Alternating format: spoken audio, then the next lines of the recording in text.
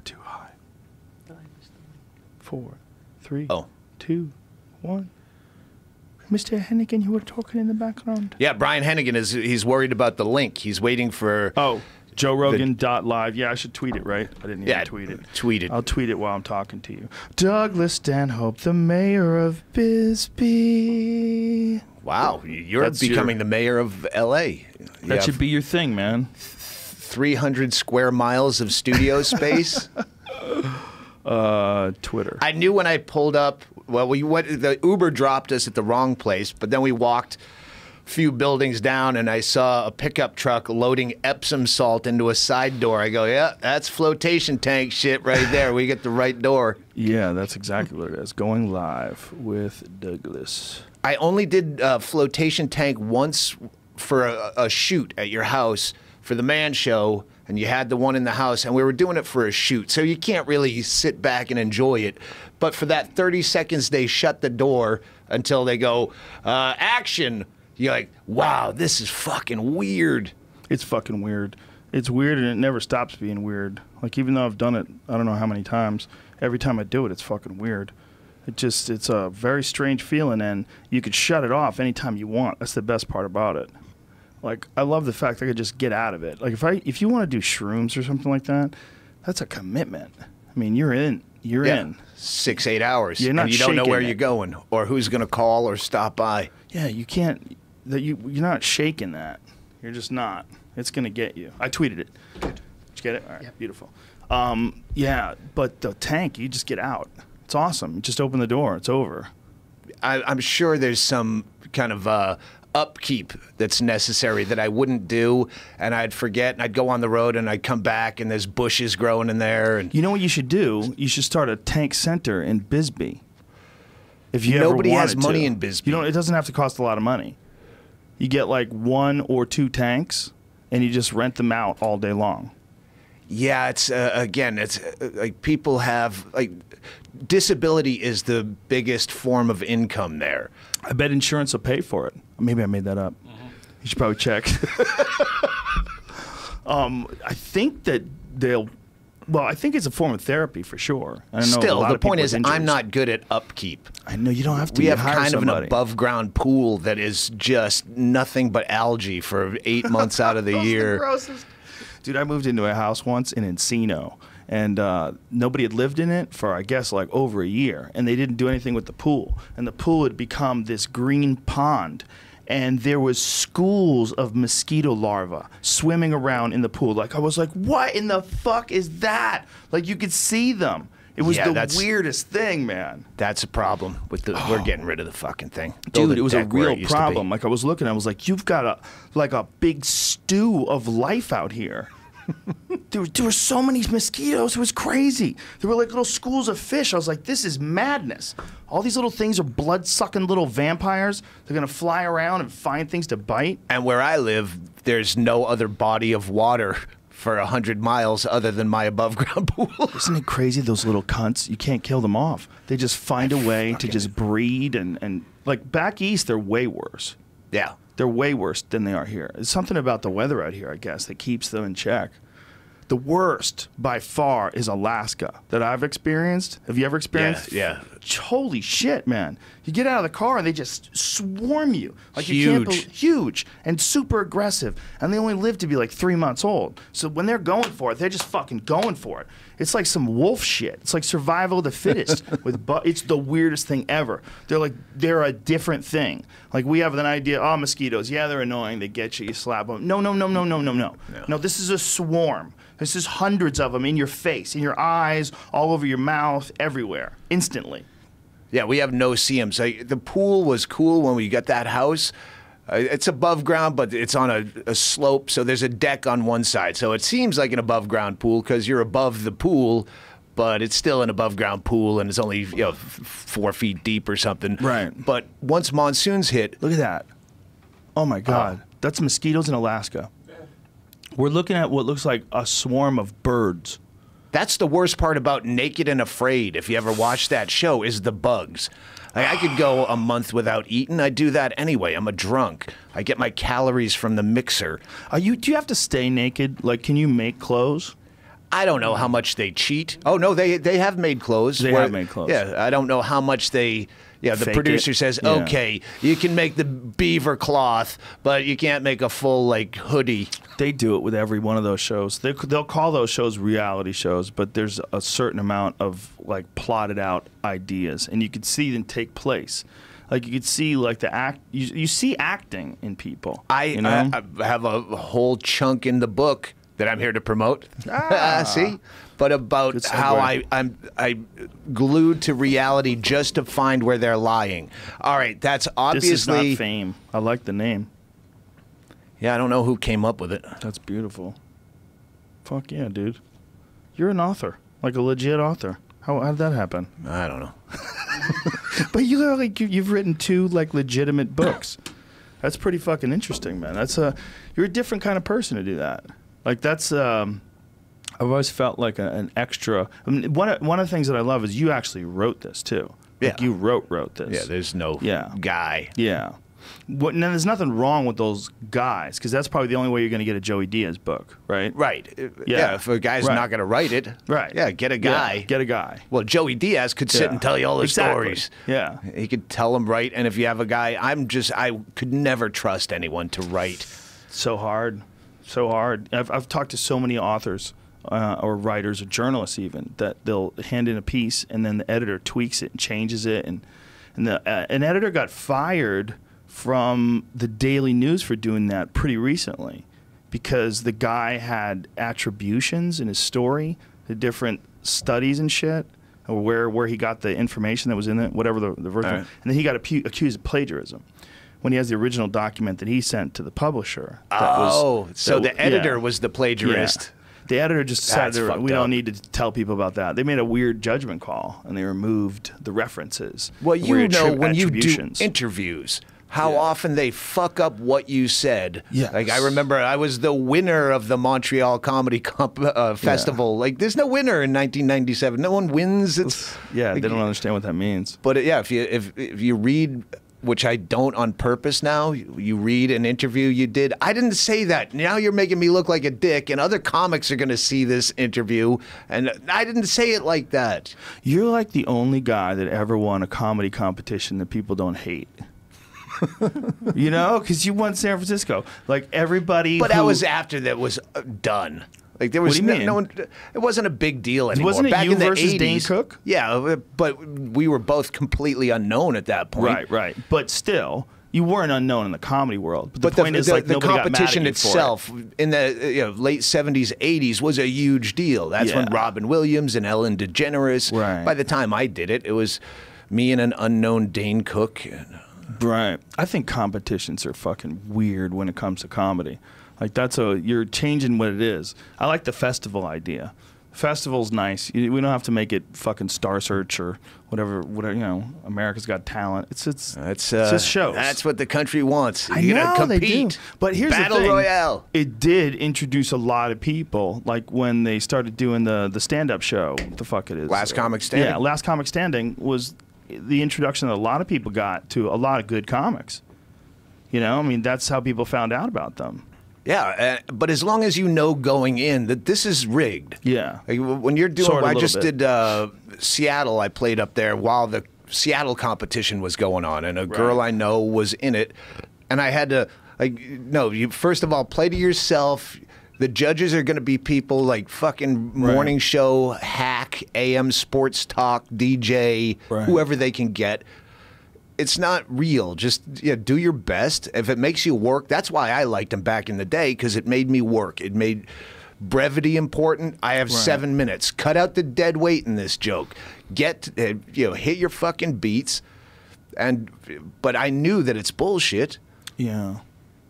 Yeah, man. It's I'm sure I won because I was way cooler than Dane Cook, and I hung out and drank with the fucking producers and. Well, wait a minute. Why would you say that? I mean, wouldn't you just win because you did a great job? And Really? you're a funny Human comic? beings aren't. Oh, you Is know it what? possible? What? But it's San Francisco. Aren't they a little bit more open-minded and intelligent than the rest of the country? Well, the people that Just hire slightly. the judges, the producer, I forget her name, that I hung out with the whole 3 weeks, and we drank and have fun. That probably helped but they appreciated you before that. I was the judge a year or two later. Sweetie, I don't like you being self-deprecating. When James Inman won, I was a judge. You're one of my favorite comedians. It bothers me when you When James Inman won, I was a judge. Good. Any other questions? He's still a good comic. James Inman's a funny guy. Yeah. I say he's funny. But hey, look, my point is, Last Comic Standing let a lot of people know about Alonzo Bowden, Heffron. Ralphie John May Heffron. was the first year he lost to Dat Fan, which I said on Twitter is what killed him. Oh. He couldn't get over the shame even 20 years later, or 15. Is Dat Fan still around? I've looked him up, and every here and again you remember Dat Fan, and you search to see, and there's occasionally he'd be playing a casino. He was a guy that I felt like there's some really unbalanced hatred towards. It was very odd. When he won Last Comic Standing, people were really mad. There was a certain percentage of comics that were really mad. And let me tell you something. I was there when he had a set, and he fucking killed. He fucking killed. Whether or not you like that kind of material or not, there was he got a bunch of hatred. It wasn't just he was a young guy wow, what is it crazy? Because Eliza won Last Comic Standing when she was 3 years in, right? I think she said, didn't she say that? 3 or 4 years in. I hope I don't say the wrong years, but I mean that's kind of the same thing along the same lines, right? Like you're getting in but if you do it, you do it. Sure, if you win. Yeah, you get 8 minutes to kill. You can break it up. And for whatever reason, man, people were so pissed at him because he was kind of fresh to comedy, right? Like he hadn't been doing it that long. Well, he was long, ridiculous. Right? He was one of those scientists that you hate. He sat down and he'd graph the laughs per minute he's getting based on his recordings of his sets. And he really did that? Yeah, on Last Comic Standing, he'd have these graphs of laughs. That's interesting. Why do we hate that? I don't know. We were talking about this on a podcast yesterday where all the people that you were trained to hate. We're talking about Carrot Top in the 90s. You hated Carrot Top as a comedian. You kind of had to hate him. And then he beat Bill Hicks for some comedy award back when they had comedy awards. It's also the prop thing.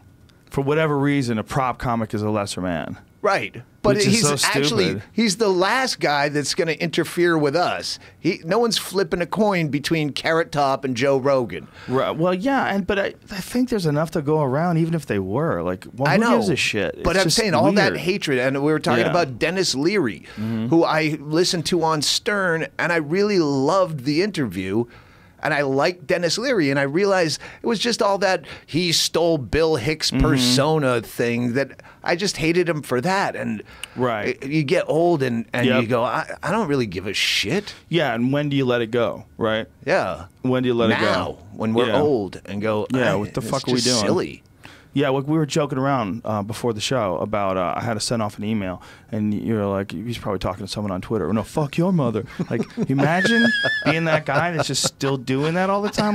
God damn, man, that'll rot you. I talked to Owen Benjamin. He's like, dude, sometimes I don't sleep. I'm like, listen to me, man. You got to stop doing that. Because Owen will fucking go to war on Twitter all day. And Jamie Kilstein was on, and he was pretty open about how he would be, when he was all social justice warriored out, he'd get crazy with his phone in these arguments where he couldn't think of anything but. He was constantly pulling his phone out and checking. And what did they say? What did they say? Well, fuck them, you fucking cisgender piece of shit, or whatever the fuck it would be.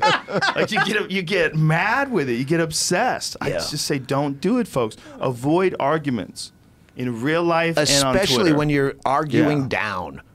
You might be. You might be going to war with someone who's on your own level. Yeah, argue up. There's a couple of recent things where friends of mine are arguing. You know that you look like a fucking open micer when you have these arguments in business with people who are far your underlings. Yeah. Well, I just really feel like we should try for meaningful discussion with friendly people and just figure out what the fuck we disagree on. But that's where I get trapped is I'm the guy that when the Jehovah's Witness comes to my door, if I'm in the mood, I'm gonna prove them wrong. And the less sense they make, the harder that fucking wood is to knock on. Dude, that used to be my thing. I'd always want to argue with people. about, especially about like if someone like had some ridiculous religious belief, I would always argue with them about it. And now I'm like, I don't care. Like as long as they're nice. I think it helps a lot of people. I really do. And even if they're not right, here's the thing: if you live like it's true, it is right while you're alive. If you live like it's true, like we look at it like almost from two dimensions when there's like multiple dimensions to the idea of religion. Because even though there was never a time where a guy came back from the dead, there's probably never a time where a guy walked on water.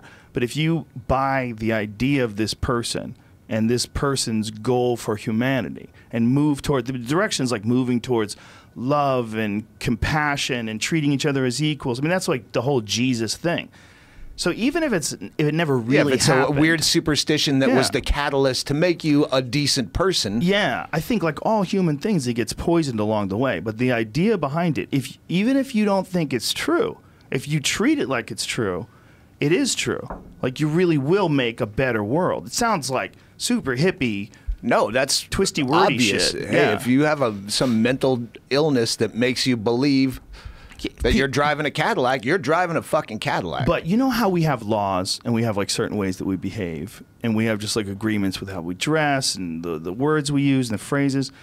If there was a religion that was all super positive that we just all agreed to adopt just the same way we adopt all the other things that we do in our lives, all the other normal shit we do with like the way we decide to dress or cars we drive, just adopt that in there too. Like this is just how we behave. We behave as if we are souls in a vessel created by the Great One who knows everything and has a plan for us all, and we should be kind to each other and move in the direction of love and harmony. I mean, that's basically what all religions then at their there'd be best say. some cocksucker that says, "Oh, yeah, that great entity just spoke to me directly in my bedroom, and we're going to have a different sect of this perfect religion." There's a fucking funny show on Netflix about that. The Unbreakable Kimmy Schmidt. No. She's a woman who's in a sex cult, who's in a backyard, like trapped in a basement for like months with some, I don't know. I mean, I don't know how, it's years, I think it was supposed to be. It's a really funny show though. And have you seen it? Wait, is it a show? Or yeah, is it it's a show. It's a sitcom on Netflix. It's called The Unbreakable Kimmy Schmidt. I think Tina Fey is one of the the creative people behind it. It's a fucking funny show, man. Like really funny. I am so overdue to get caught up on Netflix binges. Oh man, yeah. It seems like it's been 2 years of just as something I got to do. I need new ones. I need to catch up on old ones. Plug Nathan For You. Have you watched Nathan For You on Comedy Central? No, what is it? Is one of the funniest fucking shows ever. Completely underrated. You have to understand what it is going in. It's basically like a bar rescue, but a fake. It's basically a hidden camera show, but open hidden camera. It's like a bar rescue kitchen nightmares. Nathan, God damn it. Google it. Nathan something Jewish. Nathan Fielder? Yeah. Nathan Fielder. Wow. And he's, Yes. he does like, it's for small business. He helps small businesses. This guy. He's so uncomfortable to watch. I can't do it justice. Really? You have to watch Nathan For You. So these people with small businesses think it's a real show, and they come on and he helps them with their problems, and it's so amazingly layered in. Watch the one with the guy that has the TV shop that can't compete with Best Buy, and there's so many layers. I put it on my phone. All right. I trust you implicitly. Please watch it and then tweet about it because it's fucking brilliant, and I'll just embarrass it by trying to explain it. If there's any problem that I have with Netflix is that sometimes I don't know what I'm looking for.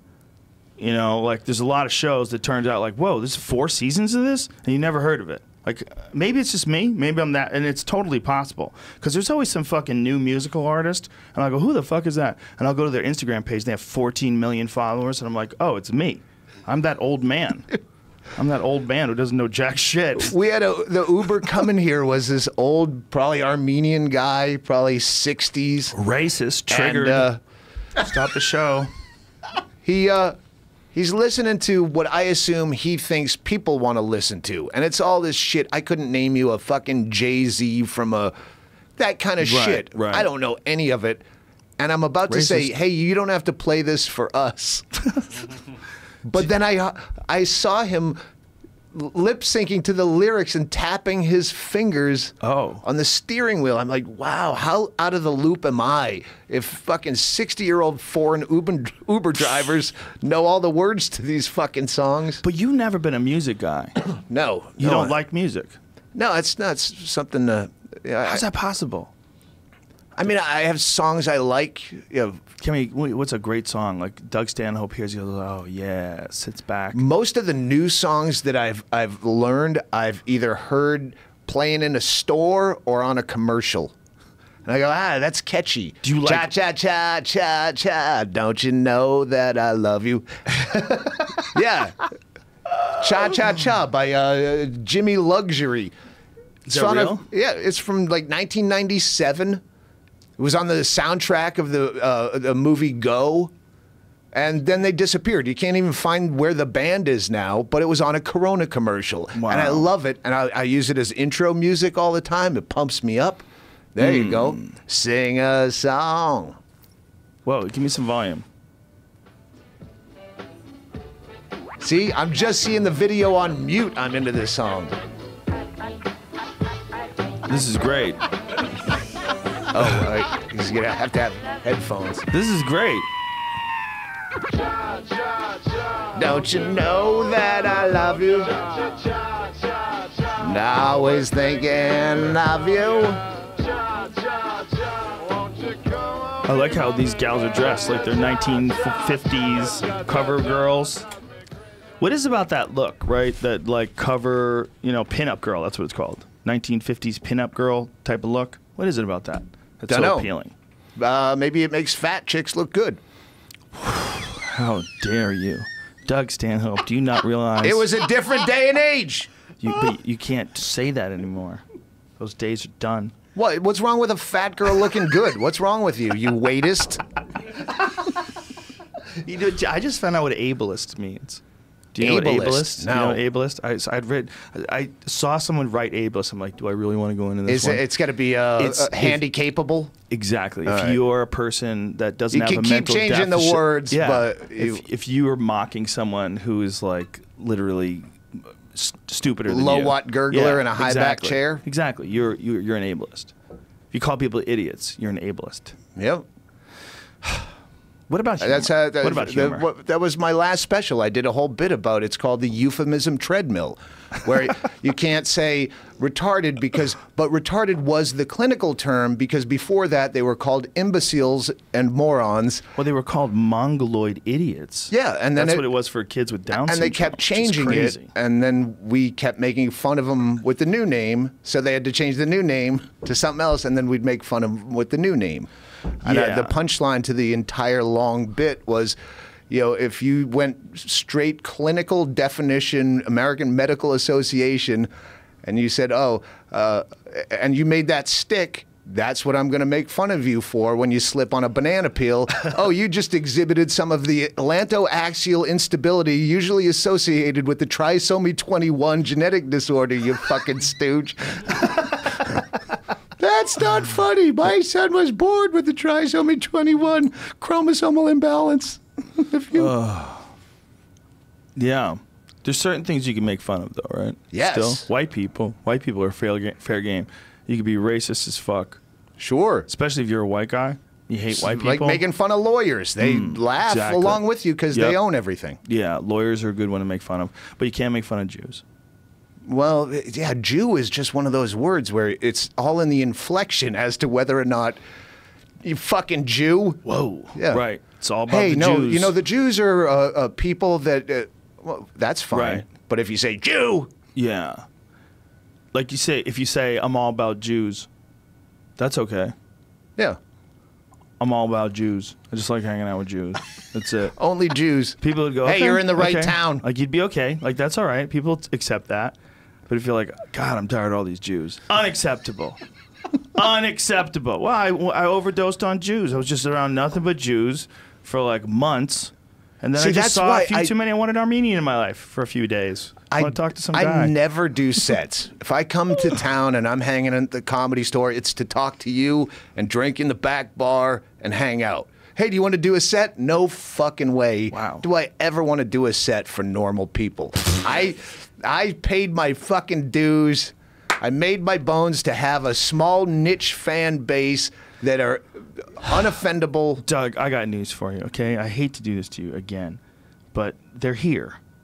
Like, your fans are here. Your fans are, if your fans are in LA, they would love it if you did a set there. Like, it's not like they wouldn't go. They're there. Like, you have a lot of fans, you fuckhead. I know, but Stop it with this don't like, small work. niche group. That's horse shit. People know you're funny. I'm tired of this. I'm talking about when it's just a mixed bill of they love fucking you. scattershot. There's 400 people. I bet 320 of them are your fans. First of all, you know this. Well, you still do some shit. I saw you, last time I saw you, you were doing one of those weird shows where people just called out premises. Yeah, stand up on the spot. And you fucking destroyed it. And you told me afterwards, none of that was planned. You had none of that in your holster. All of that was off the top of your head, which is fantastic. I was high as a kite. I barely knew what I was saying. But for me to do material, I can't do 15 minutes. Douglas, I don't have I have one bit that's 15 minutes. Just give me a mental hug. Just come into the embrace of the Comedy Store. Just stop this. Why would I do it outside of my own comfort zone? Come to us. I don't. You are in your comfort zone. Your comfort zone is everywhere. If I went up on stage, if I came to town, which I rarely do, I get to see you and a million people I never see all in one room. And everybody loves to see you too. But if I went on stage, then I would have this whole anxiety. Well, that sucked, and then I'd be apologizing for my set. Oh, great set, says Greg Proops or someone, and then you're like, it wasn't good. I forgot this tag and that tag, and rather than just hanging out and enjoying myself. So fuck a set. You know, here's the thing though, and this is, I'm going to say this with all sincerity, there's more understanding and camaraderie at the store right now than any place I've ever been at any time.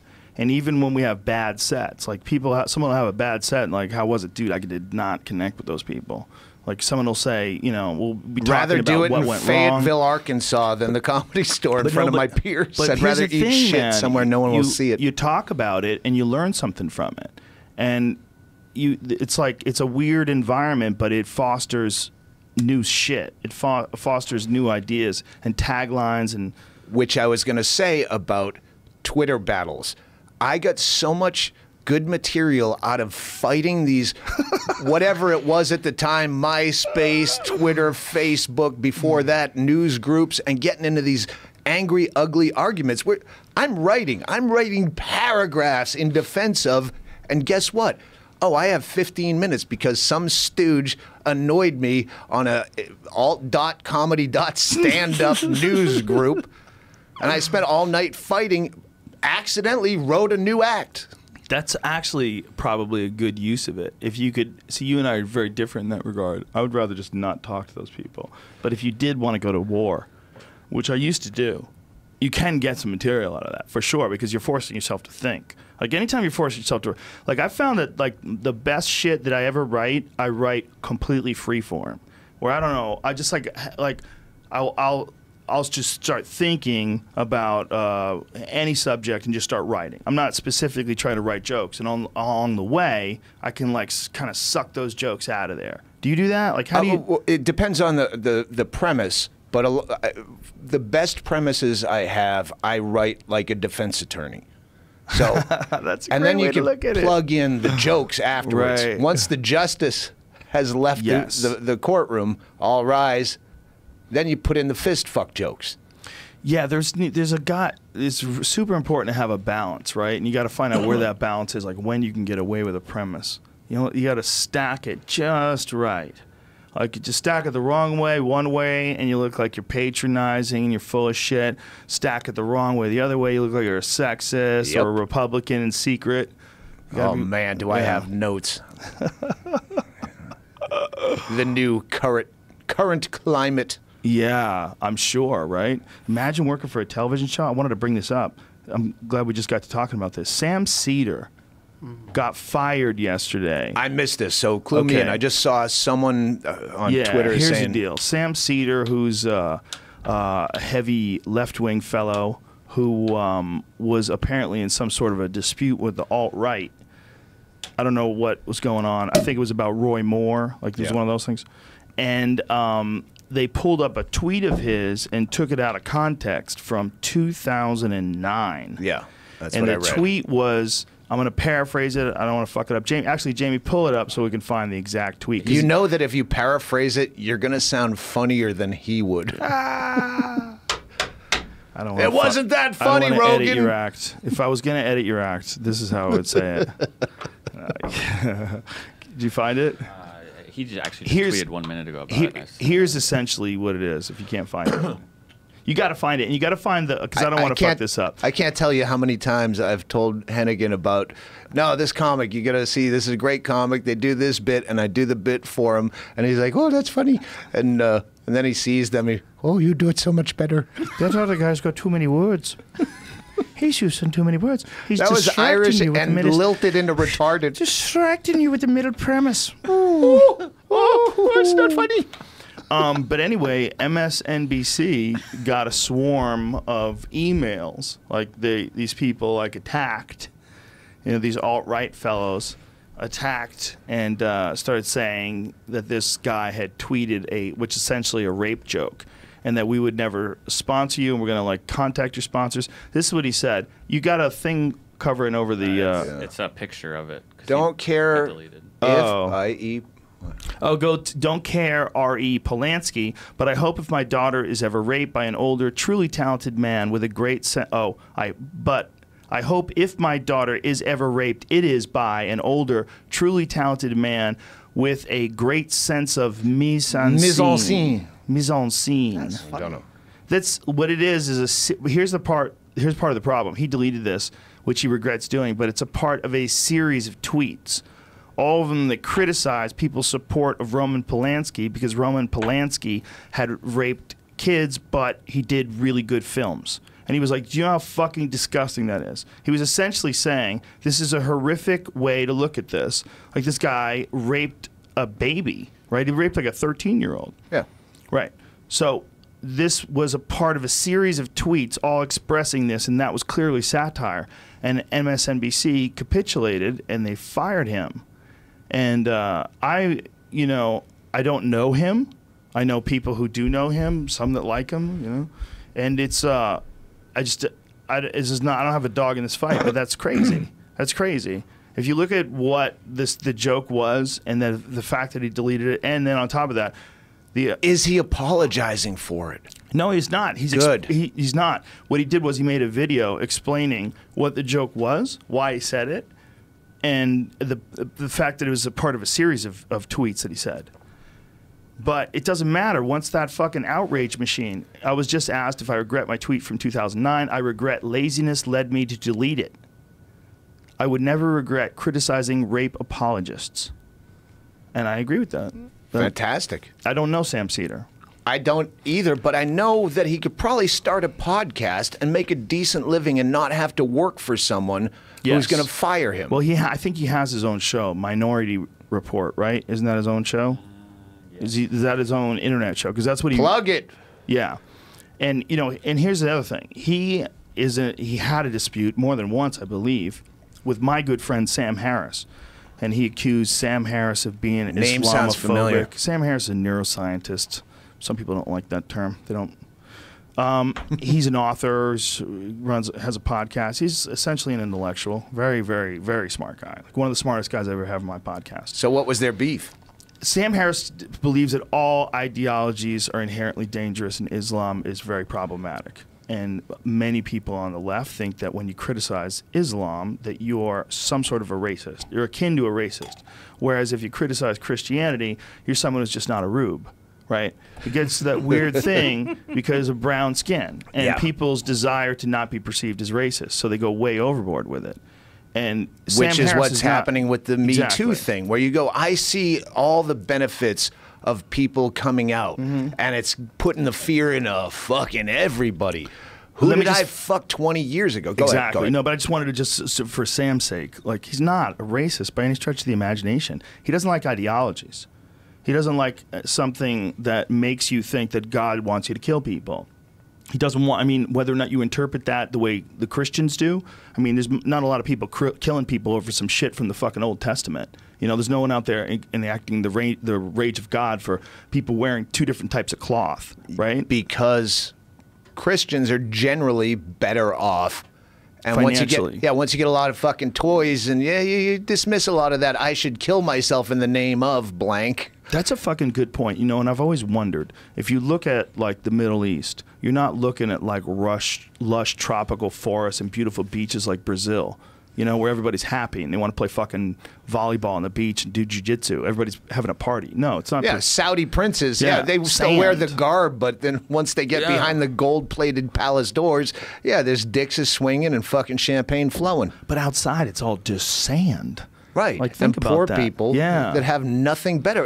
That's why Jesus works in the Midwest, where you're in fucking Indiana and you have fields to plow and it's going to be shitty, gray, angry weather. And maybe Jesus is the only thing getting you through another year, another harvest. And you put a marble on the highway and it just sits there.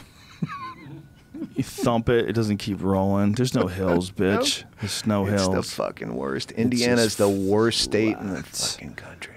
But even in Indiana, if they found gold and it became like Qatar or some shit, they just, you know, they found oil. They found like some crazy new patch of oil.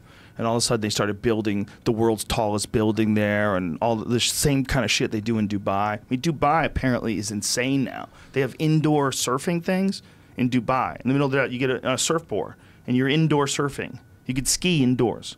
They have indoor skiing in Dubai. Yeah, and you're going to have that here in the compound. Do you have a name for this new I can't studio call it the establishment? compound. It's kind of worn. But plus I think Anthony Cumia, who I have to give his props to, he's probably the reason why I started a podcast. It was, first of all, because he was a part of Opie and Anthony, which was the first time I ever thought, like, I really like doing radio. Like the way Opie and Anthony did it. It was great. We would come in. You love doing it too, right? Yeah, but I remember first doing it going, wow, am I the shitty episode? Because no one really talked a lot. We just had fun. I know. It took me a minute to, they just decided to do what they wanted to do with radio. I just thought I was boring because there's no bells and whistles and fake laughs. And to this day, I don't think Opie and Anthony got the credit that it deserved, because I think that they let us, like, they're the best show. They were the best show ever. They don't exist anymore, unfortunately. But they were the best show ever to go on as a comic. Do they exist? In their own world, they do. I know Anthony does. He still has his thing. Opie was recently fired. I don't know what. I didn't know if status. he started his own thing. I don't know if he can. I don't know if Norton's still doing his thing with Sam. Norton is. Norton's still doing his thing with Sam, and Norton does a thing with the UFC too. He does UFC Uncensored with Matt Serra, which is hilarious. And Norton also does the Chip Chipperson podcast. He does all that on his own now. Yeah, I've never listened to it, but I've been tweeted about it enough to know that it's a character. And it's hilarious. It's so uncomfortable. It's so good. It's one of my favorite things that he does. It's fucking amazing. You want to see a video of it?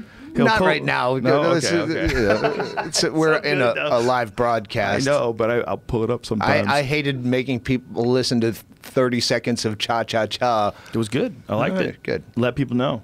A lot of people don't know. There's a lot of shit people don't know. You know? There's only one way to find out. Someone has to tell you. I find out from commercials. That'll help. That'll work, you know? I know Corona still sucks as a beer, but I like the song that you used. Thank you. How dare you? Are they a sponsor? I like a Corona with lime. If I'm in some tropical climate and I want a beer, but I don't really want a beer. Yeah, it's I want a soda, but I want to stay drunk. You know what a Moscow Mule is? Yeah, what is that? It's some drink, but there was a surplus of copper at the time, so the guy, in order to get rid of copper, said, oh, you have to drink it out of a copper cup. And it was just a big ruse. And now copper, it's going to be in a copper cup. And I don't know how they did that with Corona and a lime. Oh, no, you put a lime in this beer. Yeah, that's true, right? Why does it have a lime? And every now and then someone sticks a lime in a Dos Equis, and you're like, what? Like, what is this? What is this? Wow, you've become judgmental. Yeah, I'm in a your little old judgmental. beer drinking years. Yeah, I get weird. You know, I get weird when it comes to drinks. But Corona's not a bad beer. It's just It's not all a strong right. beer. It's fine. When I'm in a place that's dark, I like to drink real shit. I like to drink like an IPA or a Guinness or Jack Daniels. That's what I like to drink in a dark. I like a dark wood environment with some shitty neon lights. Your studio is a great dark. This is a bar like I would go to. I would go dark, to hardwood bar. It's a little bright. I'd be like, it's kind of annoying in this place. If cameras weren't on, we'd considerably for day tone drinking, this down. If you came out of that bright sunlight, oh yeah, this would be calmer. Came into this, you go, yeah, brick, especially if it's hot outside. Which, by the way, it might get hot here any minute now. There is a fucking fire in Ventura, and the winds are insane right now, and the fire through Ventura is just tearing things apart. You've got the alert on my phone in the Uber drive over. Wah, wah, wah, Dude, be careful! Warning! It's bad, man. I mean, it is bad, and it scares the shit out of me because I you look have at kids somewhere. Yes, there's that for sure. But what it scares the shit out of me is that in the short term, I think most people are going to get out of there if they prepare and move accordingly. But you gotta realize what this is. Like, this is something that when you get a fire of this size, it's burned. Back that up a little bit so you can get the numbers. Just in today, it's burned 45,000 acres, destroyed at least 150 structures, and forced 27,000 people to evacuate. And they can't stop it. They don't have enough manpower. When something is this big and it's this strong and the winds are this fucking crazy, you look at how those trees are blowing over sideways and these fucking houses are up in flames. I mean, how do they even have enough water? I have no idea. Where I live, City Hall just burned down. The City Hall building, and just them putting the fire out, everyone's water went out. There was not enough water. You couldn't turn on your taps because they used it all to put out City Hall. I wonder if there's like a chart where you could go back to 9/11 and then post 9/11, how many women got impregnated by firefighters? Like how many? Because remember when firefighters, like after 9/11, remember they were real heroes. Yeah, no. People have kind of like taken them for granted until they do something to actually save your house. I used to do that bit about after 9/11, firefighters and cops were getting so much hero pussy. They were launching it like rotted octopus out of what do you call those? Slingshots. Wrist rocket. They'd have to swat them down with tennis rackets. I had this whole bit about hero pussy. So true, right? Yeah. No, not well. Then the war came, and then that was, I think, the bit was all the troops are getting the hero pussy that 9/11 first responders used to get, and now they're just hanging around bars going, "Remember me?" Yeah, man. Do you know Google has this crazy thing on its phone that I was paying attention to recently, where you say something like, "Hello, my name is Doug Stanhope," and then it translates it out loud to someone else, like through your phone. They talk to your phone. And they'll say, me hablo Pedro en compañía, and they go through their thing. It translates it, and then it changes it in your ear to what English is, the English version of that. Babblefish. What's it called? Babblefish. No, yeah. but that's what it Something was. like that's it? what Yeah. it was on the Hitchhiker's Guide to the Galaxy. Oh, okay. So Applefish Yeah. as a I parody saw of this. Babblefish. I saw this. It's a new feature on this phone called the Google Pixel. And I said, I don't think people, and you have to have these Pixel earbuds that do it, or you can actually do it through the phone, I think, without the earbuds. But I don't think people understand how crazy this is. Like, if they're just starting this thing out. Like, it used to be you couldn't really talk to your phone. Now you could do a Google search by just pressing that speaker button and say, who is Brian Hennigan? And then it'll boop, brr, in like seconds. It'll pull up your Wikipedia, who is Doug Stanhope, in seconds. Like, what is going to, if they can do this thing right, we're going to have a thing in our ear, like a little earbud, and you're going to be able to talk to people all over the fucking planet. It's going to get super strange. People that speak Arabic languages, people that in South America, you're going to. I still so many of these technological advances. I think about you and your bits back in the day. Why do they have all these things on the cell phone that replace what a cell phone is? Yeah, well, the idea was like, why are you making me read? Yeah, text me. It takes me 4 buttons to make an S. Call me. Just call me. Back then, I would have never thought that text messaging would become popular. Like, there's a bit that you could never do today. I could only do that bit in 2005. Yeah. When it was real, like people were starting to send you text messages like, what the fuck is this? You would get it on your phone. You'd go, why don't you just call me, stupid? Why are you making me reply with my thumb? Well, like, that's real because slow and awkward. it shows how much you don't really want to talk to your friends. I don't want to have to say, hey, how you been? What's going on? How's the kids? How's your sister? Yeah. I just need one simple response. I respect Joey Diaz for that. Joey Diaz will not do that with you, and I think he's right. I've been thinking about it more and more lately. I have these weird text message conversations with people. I'm like, why am I even doing this? I need to look at you. You need to know I like you. Like, we're friends. If like, we're going to whatever's socialize, wrong, don't let's fucking talk. text me, hey, how's Yeah. it going? That's a bar No. conversation. Yeah, you can't do See that. me in a bar. I don't Yeah. want to sit and catch up via Right. text. Hey, how about that one? Been a long time. Hey, Yeah. how about just hey? Yeah, hey. Fuck is this? What are you, 12? Your kid get my phone? Your kid's got my phone number, motherfucker? What's going on? Hey? See me in a bar and then sit down and say, hey. Are And you I'll 12? Go, what? Hey. Hi. You can say that to your friend. Like, hey. Hey. Yeah. Yeah, but we Usually already, that's the extent of what I have to say anyway. We Hey, got it all out of the hey, way. High five. Yeah, You but- can't high five on text, but you Can't do probably that. have an emoji. you can't hey on text. And, You know what you definitely can't do? You can't yo. You lazy fuck. You want to talk? You ain't got shit to say. Yo. I need affirmation that we're still friends. Just it's kind of part of the business. We're not going to be close friends over a quarter of a century just because of text messaging. I don't live in your town. You're going to lose brownie points if you just type yo. You're going to have like, yo, are we still having lunch? Yeah. Yo, are we going to the game? Like, Yeah, yo. I texted you a week ago. Hey, what time are we doing that podcast? Because he's supposed to set up other shit around it. But then I've said in parentheses that I don't want to do. So I'm glad you didn't get back to me. I'm so glad I helped you Yes, you did. with my No, procrastinating. Rogan's podcasts are like 9 hours, and we're not going to be able to it's fit other ones in. unfortunate. It's unfortunate. But what is fortunate is this is not fame. It's available right now, ladies and gentlemen. Joe Rogan stories are in there. Oh, beautiful. It has an index. I do have I have a lot of fucking name drops in there. We had some good times. You know, that the story that we were talking about in question, you have to read about in the book, but it involves Doug Stanhope and I in the desert, the day of the I'm war, sure we've talked about it on mushrooms. podcasts. Yeah, I know we have. And Too many then, times. And then probably. afterwards, going to that Lakers game a few days later. Yeah, that was a weird one, right? Yeah. In the height of 9/11 patriotic fever. And I was like, this is nuts. You guys are going crazy. Like, you're standing up for a basketball game. this is. I remember when you picked me up at Kherson for that game.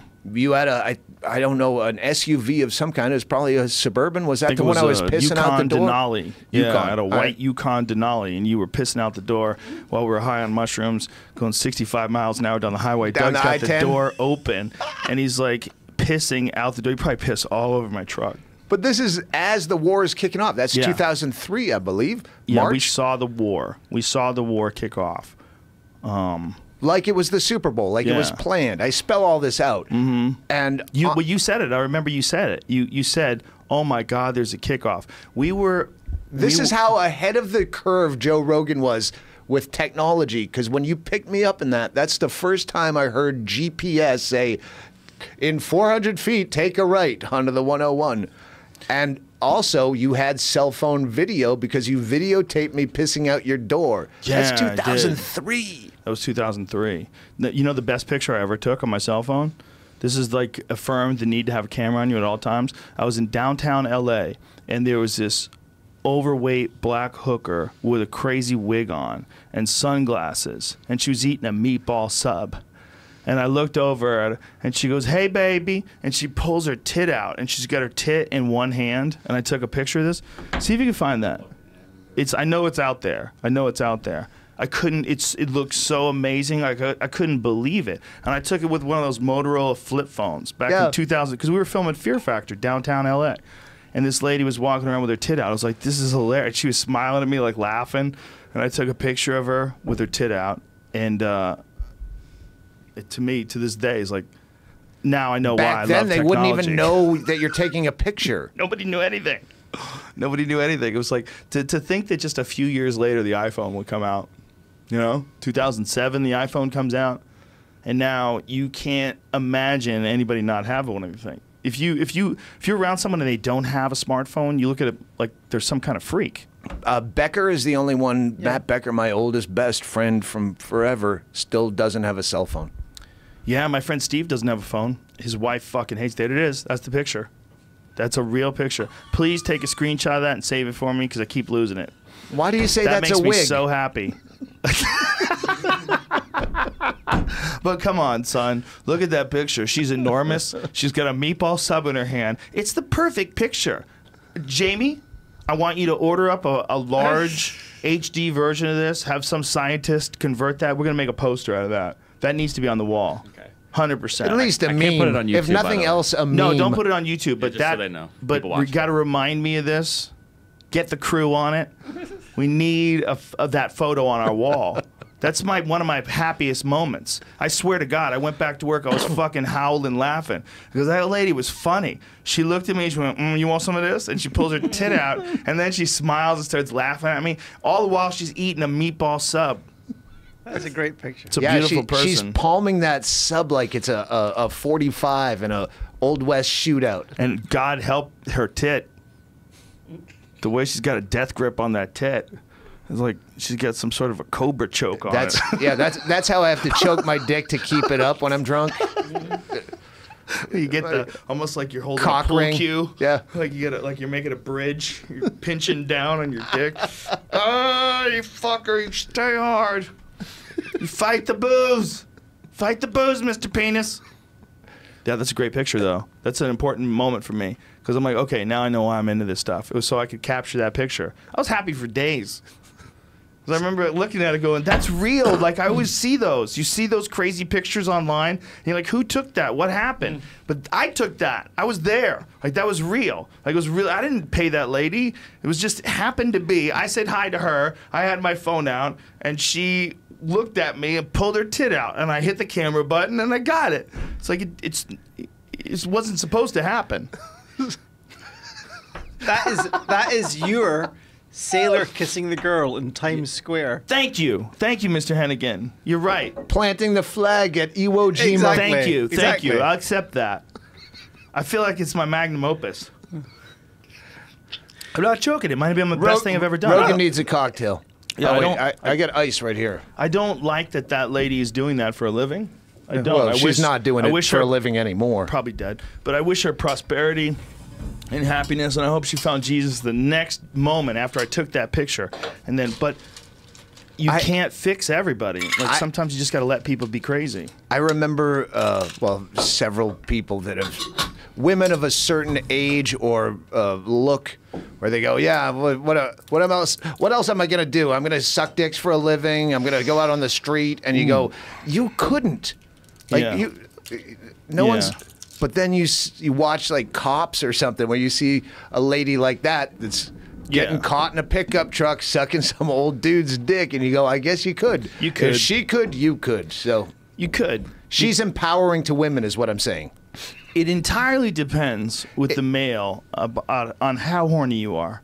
Because if you're crazy horny, I've done some bad things. We'll do some terrible things. We're monsters. Bad things. Bad animals. It's a bad design. The design where you have to get rid of cum all the time is a terrible design. It would be way better if it was like tears. I do quote you a lot. It's an old bit of yours that I quote a lot. Is your post-cum depression? Is that how it goes? Post-nut depression. Yeah. That feeling that, like, which is so, like, I really believed I liked her. Yes. It wasn't until, and as the semen is rifling out of you, you go, oh, I misled her. I know. Oh, my God. I misled myself. Which, that's where you get scared with the Me Too thing. I know I didn't rape anyone, but how many times might I have led a woman astray with promises of everlasting love and harmony just because I was drunk and wanted to fuck her, and then didn't call. I was inappropriate afterwards. I didn't do the, hey, I don't think we're right for each other. And she's stewing about it somewhere and wants to, you can't Me Too me. It definitely can happen like that, right? It's like you got to leave room for all possibilities, because I think that to trust everyone that comes forward with a story, like you shouldn't, but you should be open-minded about all the points of view. Like I'd hate to see someone get in trouble for something they didn't do because they dated a gal and she hated them, and so she made up some stuff. And this has happened before. Oh, absolutely. And people, you got to be. Let me give you an example. Please do. How many? We should clarify, because this is a touchy subject. No, I know you're not a sexist by any stretch of the imagination. In support of the alleged witch hunt, because it is making people who are serious abusers. And there's one I fucking want to out, but I don't. You don't have to, but it's real. No, I'm not going right? to. But you know that it's real, and then you know that people in positions of power like that, who have people working under them or dependent upon them in that way, they will prey on them and do weird shit to them, and they've been doing it forever because they can get away with it. And that seems to be how this town, in a lot of ways, was designed. It's how the whole porn industry was set up. But you have to. There's a willingness on both sides. Hopefully, well, I think that there's a lot of girls that will fuck you for a part. I don't think it's that. See, that's not the thing. It's not like again. There's a million. Yeah. The Me Too encapsulates a lot of different stages of sexual abuse, variances. I always like to think of it. I have a sister-mother rule, like, especially as I've gotten older. Like I've thought about this for so long, and I feel like you have to treat every. Like, if you're in any, you have to look at every situation. Like, what would that be like if I found out that happened to my mother? What would that be like if I found out that happened to my sister? I mean, if you go to children, then it gets really crazy, and you get super psychotic, and because you're protective as well. Well, although I'm very protective of my sister, you got to almost look at it like that, and I don't think we get taught that enough. You know, I think it takes us a long time of living as an adult to sort of figure out, like, who's the dick here? Is it me, or is it them, or am I making bad choices? Am I arguing with people and getting these weird relationships with people that I really don't belong with in the first place? Maybe I need to figure out who the fuck I am before I do this. Like, there's all these different things that happen in a relationship, and a lot of times along the way, people get into some weird spaces in their life, you know? Man Show, the secretary that we had. Mm-hmm. You weren't around for a lot of it because you were doing Fear Factor 14 hours a day, then Man Show for 4 hours, then you do an hour at the Comedy Store, and you'd sleep for 30 minutes. About her. But no, but I know what you're going to say. I'm just, like, the amount that we abused her on what we would think is a comedy level. Me and Andy, not you. You weren't there. But we would fuck with her. She would do it back to you guys too. Yeah, yeah. It was but if it was on paper. But if she had a change of heart right now and said, "Oh, I want to be part of the Me Too thing, and here's my story because I want to be noticed," you can't do it to me because I'm not famous, fortunately. Do you think this is one of those, like, swing one way and then swing back and normalize things, or do you think that this? But I think it might be. But as time goes on, I wonder if. This is not saying anything, like, in any way. I don't want to be judgmental, but I have a weird idea that men and women, when they're working together in small boxes for long periods of time, year on year, that becomes their environment, and that becomes the way they think about the outside world. This As is their it does community. with us. This is really important because in comedy. Even the Man Show, remember we had to do sexual harassment training for a show that's basically about sexual harassment? Yeah. And it was, but in comedy, we think that we can get away with all this shit. So I find myself extrapolating that onto people that are in a workplace. I don't know what it's like to work in an office where the boss says, "Hey, you can move up to assistant regional director if you watch me jerk off." That's a different... It's a different thing, and that's a real problem. And the Man Show is the only time I've kind of hit, like, the corporate world. The cross corners of comedy meets corporate, where, someone might be. In the story I have in here that I couldn't have known when we turned this book in, final draft, that this current climate would exist. So there's a bunch of stories where Do you remember Man Dick? What was that? Man Dick, he was like an assistant producer director guy. He was one that we all fucking hated. He was just a ruthless douche. And then when we went up to, this is the story that's in the book, at the Bunny Ranch, and Dennis Hoff tells us both, hey, you can have one of my girls on the house. Carrot Top has fucked my girls. So-and-so has fucked my girls. And Rogan's like, first of all, not only am I married, but I wouldn't want to be in that litany of names that you dropped that of other celebrities that have fucked your hookers. He's like, no, I wouldn't drop your name. We played Pretty Women. Remember that? Pretty Woman? For those, the ladies that worked there. Remember that? Oh, that was the gag we did. Yeah. No, I don't remember anything we did on the Man Show. It was weird. It bummed me out. Because, like, they were crying, and some of them did were a saying, montage. Yeah, that they wished that had been the case and that someone would come and rescue them. I was like, God damn it. Like, this isn't funny. Yeah, like, it took a turn. Now Yeah. I remember it now that you say it. Dude, for me, man, I was like, oh, God. You almost like, I've adopted a lot of dogs in my life, you know, and I've taken on a lot of friend projects, especially when I was young. That enough things have happened to lead me to believe that I have a lot of like rescue and parenting type feelings about nurturing people that feel like they're in danger by themselves. You know, I'm very vulnerable. So when I see something like that, I'm like, oh Christ, you know, you realize you don't really realize because you know you don't see their lives on a daily basis, but you realize in that moment you're like, oh, this isn't funny at all, and you know, there's no way to. You think things are funny on paper.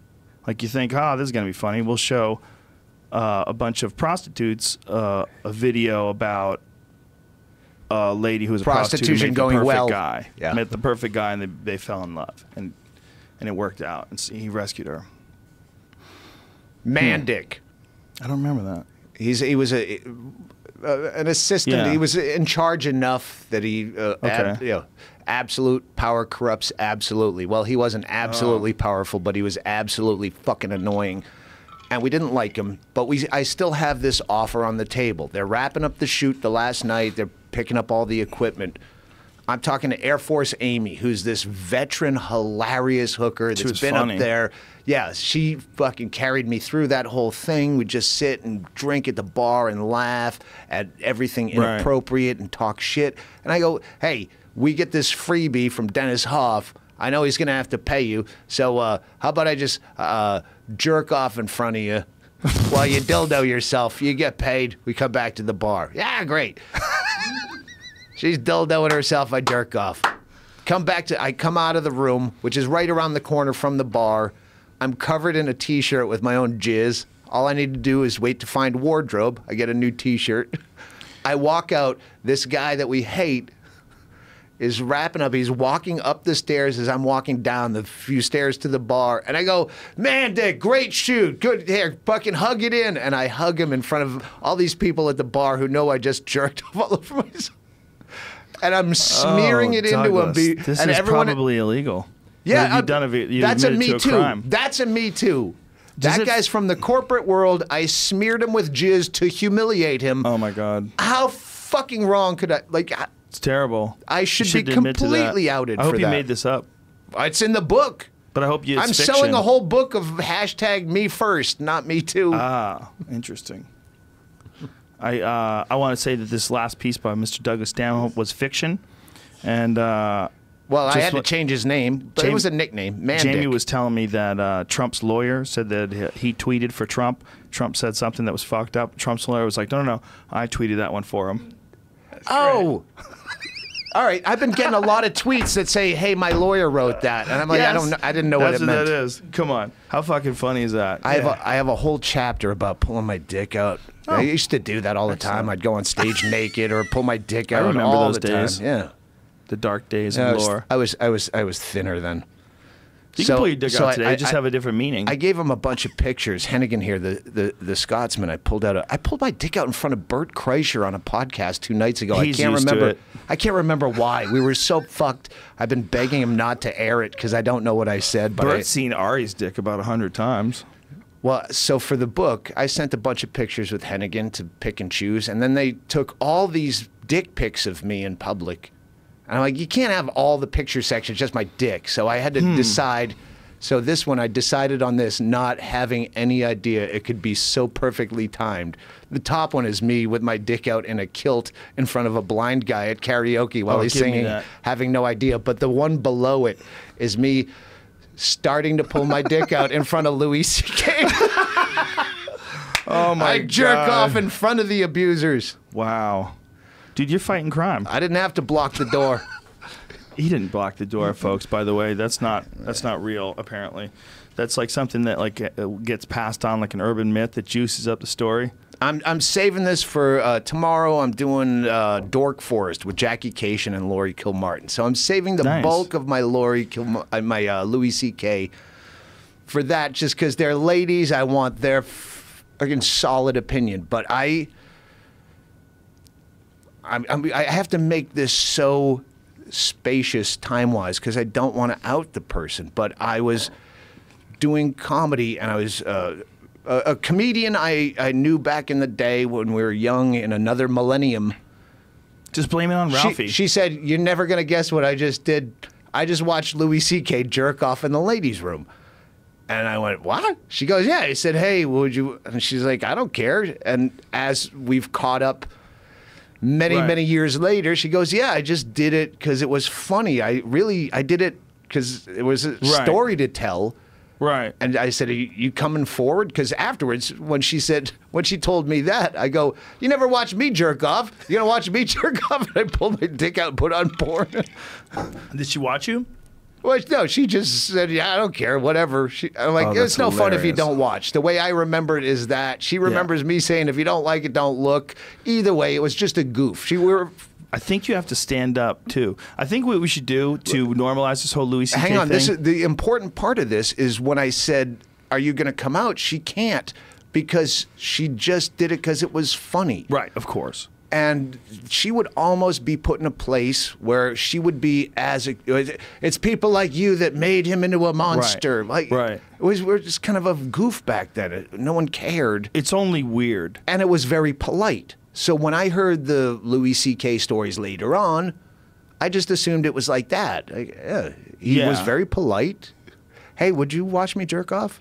Well, I had heard from someone else that had talked to someone and had gotten like the story from Louis, and their version of it through the grapevine, so don't take this as like verbatim, was something along the lines of, no, it was just, he thought it was silly to like pull his dick out and take pictures with them, and that I had heard that he was saying that it wasn't, he didn't actually masturbate in front of them. That was like one version of it. So I was like, okay, well maybe that was what, and then the full story came out, and I was like, oh, okay.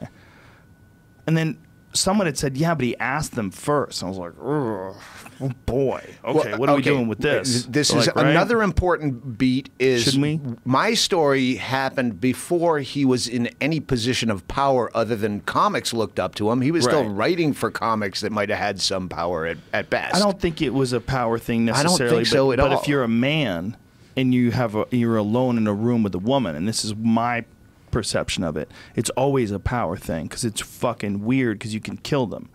It's different. Like, have you ever been around like a UFC athlete, some big giant? Like this was Francis in a public Ngannou place where you go. If this was a Tinder date, this happened in a place where you'd go, "I want to meet you in public because I don't want to be."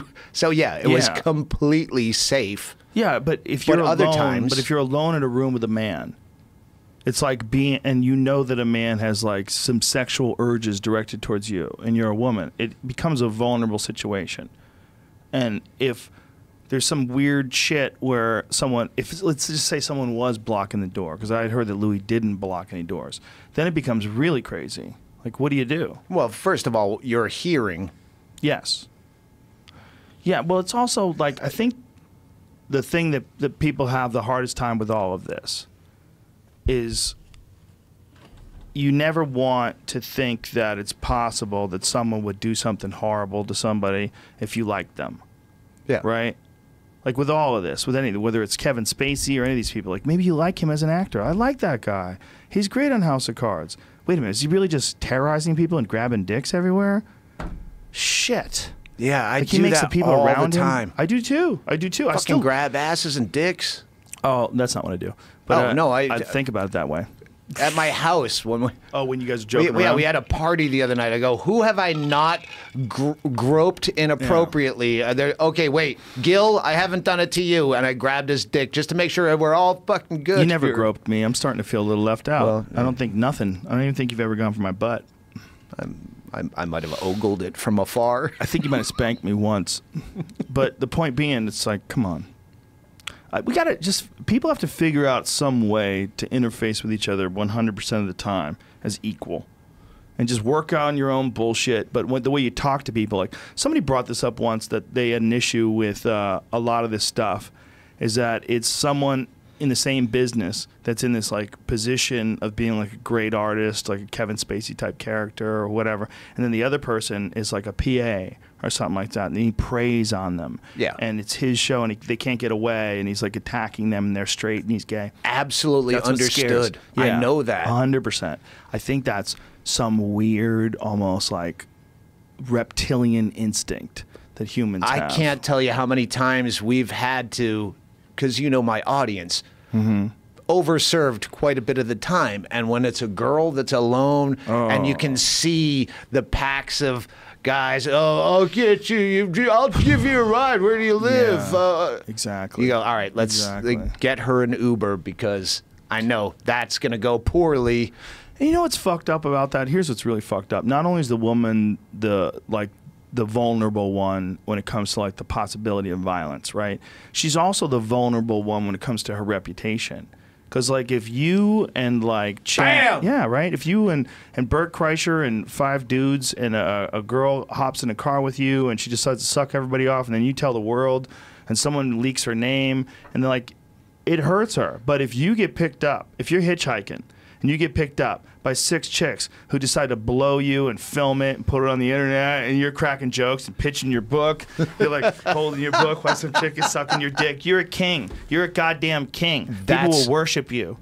They'll throw a red carpet down in front of your van as you get out and bow to you as you climb out. It's another huge issue is how we treat women being able to guide their own sexuality. Yeah. 100. That's a big part of what's going on here. You raise your daughters in a different way than you raise your sons. Yep. And that's why it's okay for a teacher to fuck a boy kid. Right. Exactly. And it is, by the way. I won't even say a word. If I ever have a boy. They should be treated the same. You should raise your kids to know about sex. You know what? If you raised your daughter right... It's a woman. I should say this. As long as it's a woman. If you raised your daughter with the same openness that you raise your son, she'd know not to fuck a 35-year-old soccer coach when she's 15. Because you were open, you told her, here's the pitfalls of life. This is what it's about. Guys are going to try to fuck you. You don't. You coddle women, and I believe it's as much a parenting problem as anything else. It really is fucking fascinating that you would have no problem if a really hot teacher fucked your 16-year-old son.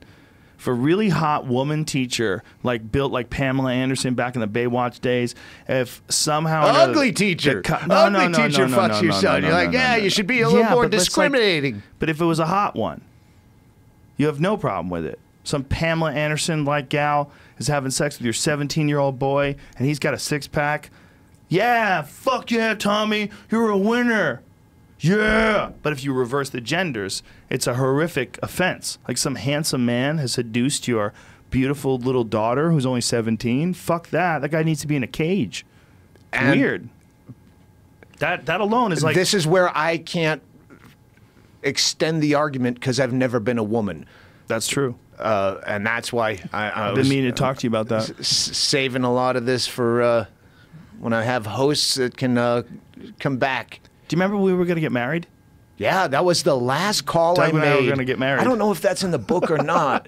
The last call I made when we knew the Man Show was going to get canceled. I think it is in the book. Wouldn't. That might be in the book. I think it is. The last call I made, they wouldn't tell us it's canceled. They leave you hanging on the vine. But I was at the Atlanta Punchline, and I remember being in the parking lot, and Massachusetts had just passed gay marriage or civil unions. I remember you called me up. I called Zoe Friedman first. Zoe Friedman That's was hilarious. You called Zoe before you checked on me. Well, maybe I called you first, but she's the one that counted because she was our go-to person at Comedy Central. And I said, listen, before you cancel us, give us one last episode where Joe and I get gay married, and it just goes into this montage. But it's the opposite of every marriage, cliche where we're fishing together and no one's arguing. No one's fighting over the remote. We're both happy to be watching the same thing, and it's just a perfect life together. Could you imagine if people decided to do that? Imagine if they had best friends get married as best friends. Like, it's nothing sexual. In the contract, 0 sexual obligation. Yeah. It's not sex. It's like we're getting married as best friends. Like, for real? The bros before hoes marriage. Just stop and think about how many, obviously not the current relationships we're involved in. We would never go so far. But if you go back to, like, your 20s, just imagine being stuck with some gal when you're both a goddamn wreck, right? You're both crazy. You're both 21 or whatever the fuck you are. You're both completely out of your mind. You're basically babies alone in the world. You don't know what the fuck you're doing. Imagine living with that gal for the rest of your life versus your friend from back then. Yeah. I'm still friends with my buddies from when I was 21. Jimmy Lawless, I talk to that dude all the time. We text each other back and forth all the time. I've been friends with him since I was 15 or 14. I might have been 14 when I met him. I don't know. Hey, Doug, I hate your cigarette smoke during the podcast. I like it. Okay, I'll put in a air purifier. And that's the beef. That's our marriage beef. This is our meat. This is something I really did. I call it the Dice Clay option. Because every time Dice is here, he chain smokes more than you. And Dice just hammers us. We got an air cleaner that we would sit right behind him and turn that thing on just to suck out the cigarette smoke. Because the air purifier is belching sewage by the second hour. It's just brown tar. He's a guy that to this day I still fanboy in front of. I can't believe I'm friends with Dice Clay. Like, I really can't. Every time I see him, I'm like, what's up, Andrew? But do you feel like you're friends with him? Like, yeah, I'm friends with him. I've only met him a few times, but I never saw, like, a human side to him. He's always... Well, you it's can not get like there. Opie and Anthony. He's in character. You can get there with him. I don't want to. I don't want to see him like that. He's a good guy, man. I don't want to see the emperor with no clothes. No. His clothes are still on. I'm telling you, it's all right. He's just a guy that's like, Dice Clay was gigantic, and he got hit with the first wave of comedy haters. Like, people don't remember. When I was 19, it was me and my girlfriend Marta, and we were parked out in front of my house, and we were listening to a Dice Clay cassette in my car. And we were fucking crying. I mean, tears are coming down my face. I was 19. I think she was 19 too. We were both like, I had never even considered doing stand-up at this point. Just, I was dying laughing. He's the reason I got into stand-up. He was a monster. He was a monster. And he was coming off arenas. He was coming off the whole wave of Paul Reiser. And oh, yes. There was no backlash. Yes, we already noticed. Thanks. Did you ever notice what? Fuck you. Paul Reiser is amazing on Stranger Things. He's amazing. Don't watch it. You should. It's fucking kids. I hate kids. Demogorgons. What? Exactly. What? You don't know. You have no Demogorgon knowledge, motherfucker. You're talking out your ass. I tried. Jamie, tell him about Stranger Things. I watched 5 minutes of the first one, and I'm like, I can't watch kids and fuck. It looked like so E.T. good. and no. that. It gets better. It gets so good. It's such a good show. How dare you? Sorry, you I tried. I don't agree. I tried. I failed. No, I'm gonna. Hey, can you see? I hate to use my Scotsman as a errand boy. Is there a Coke in there? I will try to find one, but I don't think so. Might be some Dr. Zevias. Pepper or something? There's some. There might be a Never couple mind. of cans of Zevia. Go in there, motherfucker. Oh, Zevia? Come That on, sounds son. like it's got fucking something in it. No, it's okay, Brian. He left. That's all right. I think there's like one can of Zevia. What is Zevia? It sounds like it has stevia in it. Yeah, it does. Fuck that. No way. Can we The get worst. some cans of Coca-Cola I just in the assumed future for Mr. Stanhope? No, I brought whiskey because I assumed you wouldn't have club soda. So I thought if I'm going to have a vodka drink, I'll just drink mimosas. That's fine. a good move. I'm fine. That's a good move. We can have some God form. No, I don't need. No, I just assumed everyone has. We're trying to work our way through this whole experience here. at this new spot. We're Stevia. not totally locked in place. Stevia is the If you want some worst. unhealthy options, I'll have some gluten-heavy all right. pasta here for you as well. I have plenty Get of delivered, mimosa. too. Yeah. I was going to change up. I'm not going to. Here's what we'll do. The next time you come here, I will have my non-existent assistant send you an email rider? with like a rider? You don't want to write. Yeah, like a rider, like white M&Ms. No. that This kind of gets shit. stevia. Those stevias are That's- good, dude. They're good. I'm telling you, just give it a chance. No, it's awful. No, Fake that's sugar not. is fake Dude, sugar. it's not. It's a plant. I already poured a mimosa. Son of a I know. bitch. Bingo takes the stevia all the fucking time. Yeah, but these sodas are good, man. I'm telling you, they're really good. And they're every not going to kill fake you. sugar leaves such a bad taste in your mouth, and I can't taste It's not anything fake. after 35 It's years of smoking. It's plant extracts. It's a sweet thing that doesn't jack up your glycemic index. It's good for you, bro. Hey, I want you to stay alive. Hennigan! Did you send me out just so you could talk about me? No. Oh, Hennigan! He's a it's- crafty one. Hennigan's been dealing with subterfuge. It's no fun talking behind your back when we can do it to your face. Hennigan one of the things I enjoy about you is you're a very self-deprecating fellow. Who is? You are. Oh. You could take a good joke. You Yeah, get a good no, jab, yeah. and you give one back. Yes. Cheers to that. Thank you. Is that a Scottish thing? It seemed a little bit more fun over there. I would say the Scots are good at being self-deprecating and calling a cunt a cunt. Yeah, and you're Billy Connolly. I mean, Yeah. he was like the main guy over there as far as stand-up, and Yeah. that was his whole thing. He Yeah. embodied that. Yeah. Just happy dude. I think there's a big thing in Scottish society, which I mean, one of the few good things I'll say about Scottish society is it's kind of egalitarian, and we enjoy knocking people down who think they're better than other people, including yourself.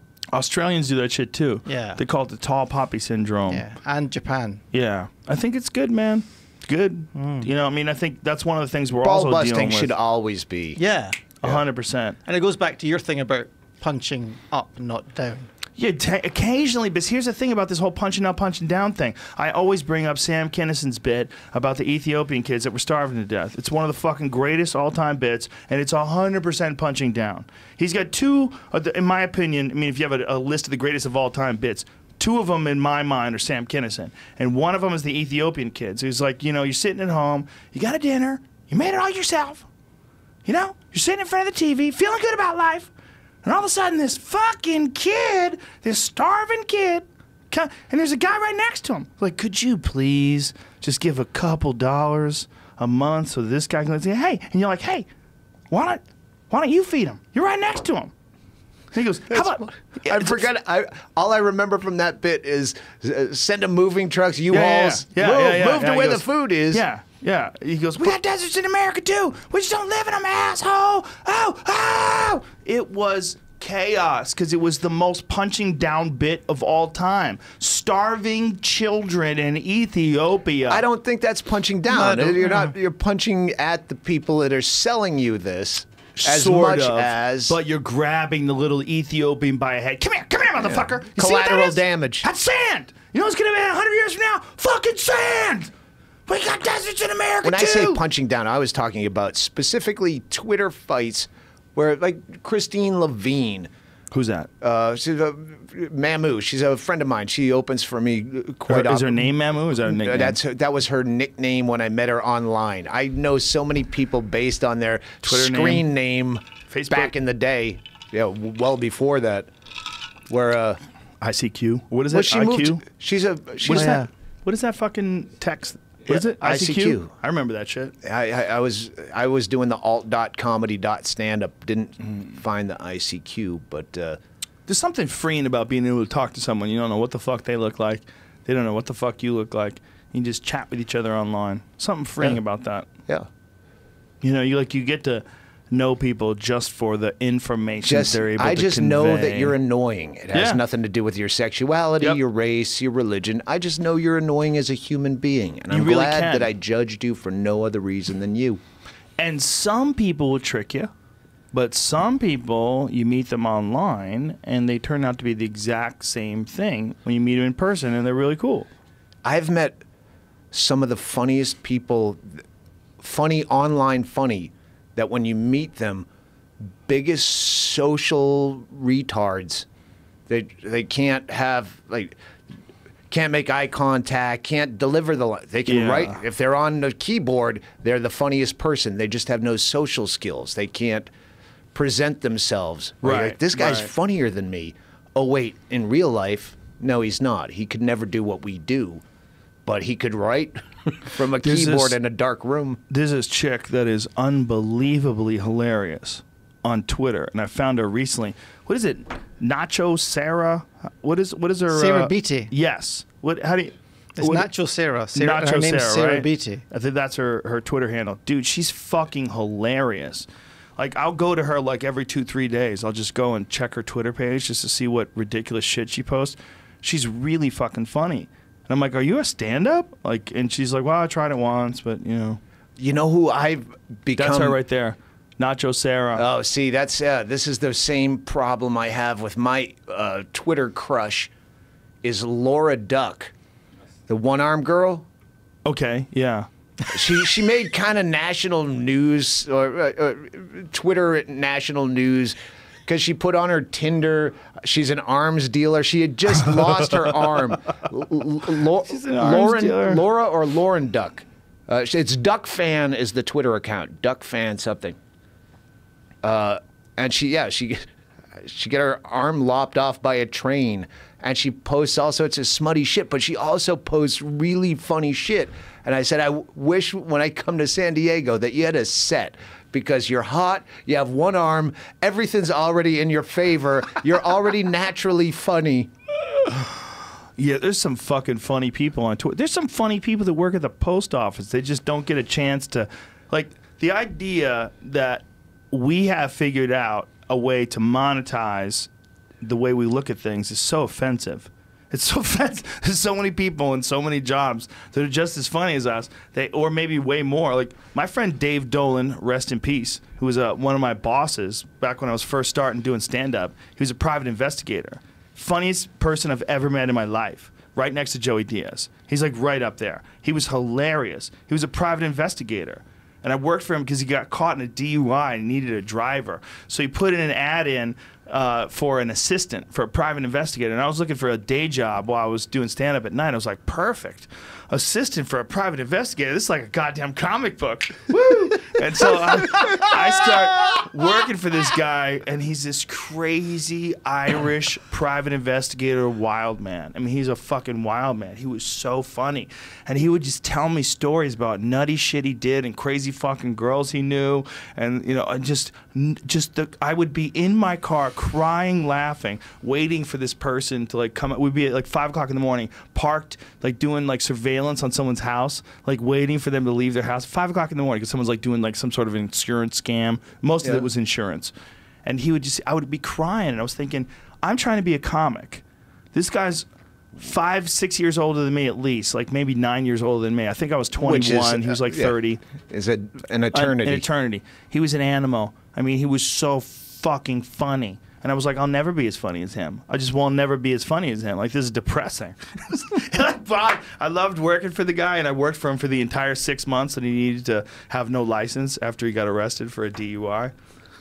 Stayed friends with him until he died. I love that guy. In the book, I talk about Becker and Andy, like two guys that are way funnier than me, and fuck them. They never could put it together on stage.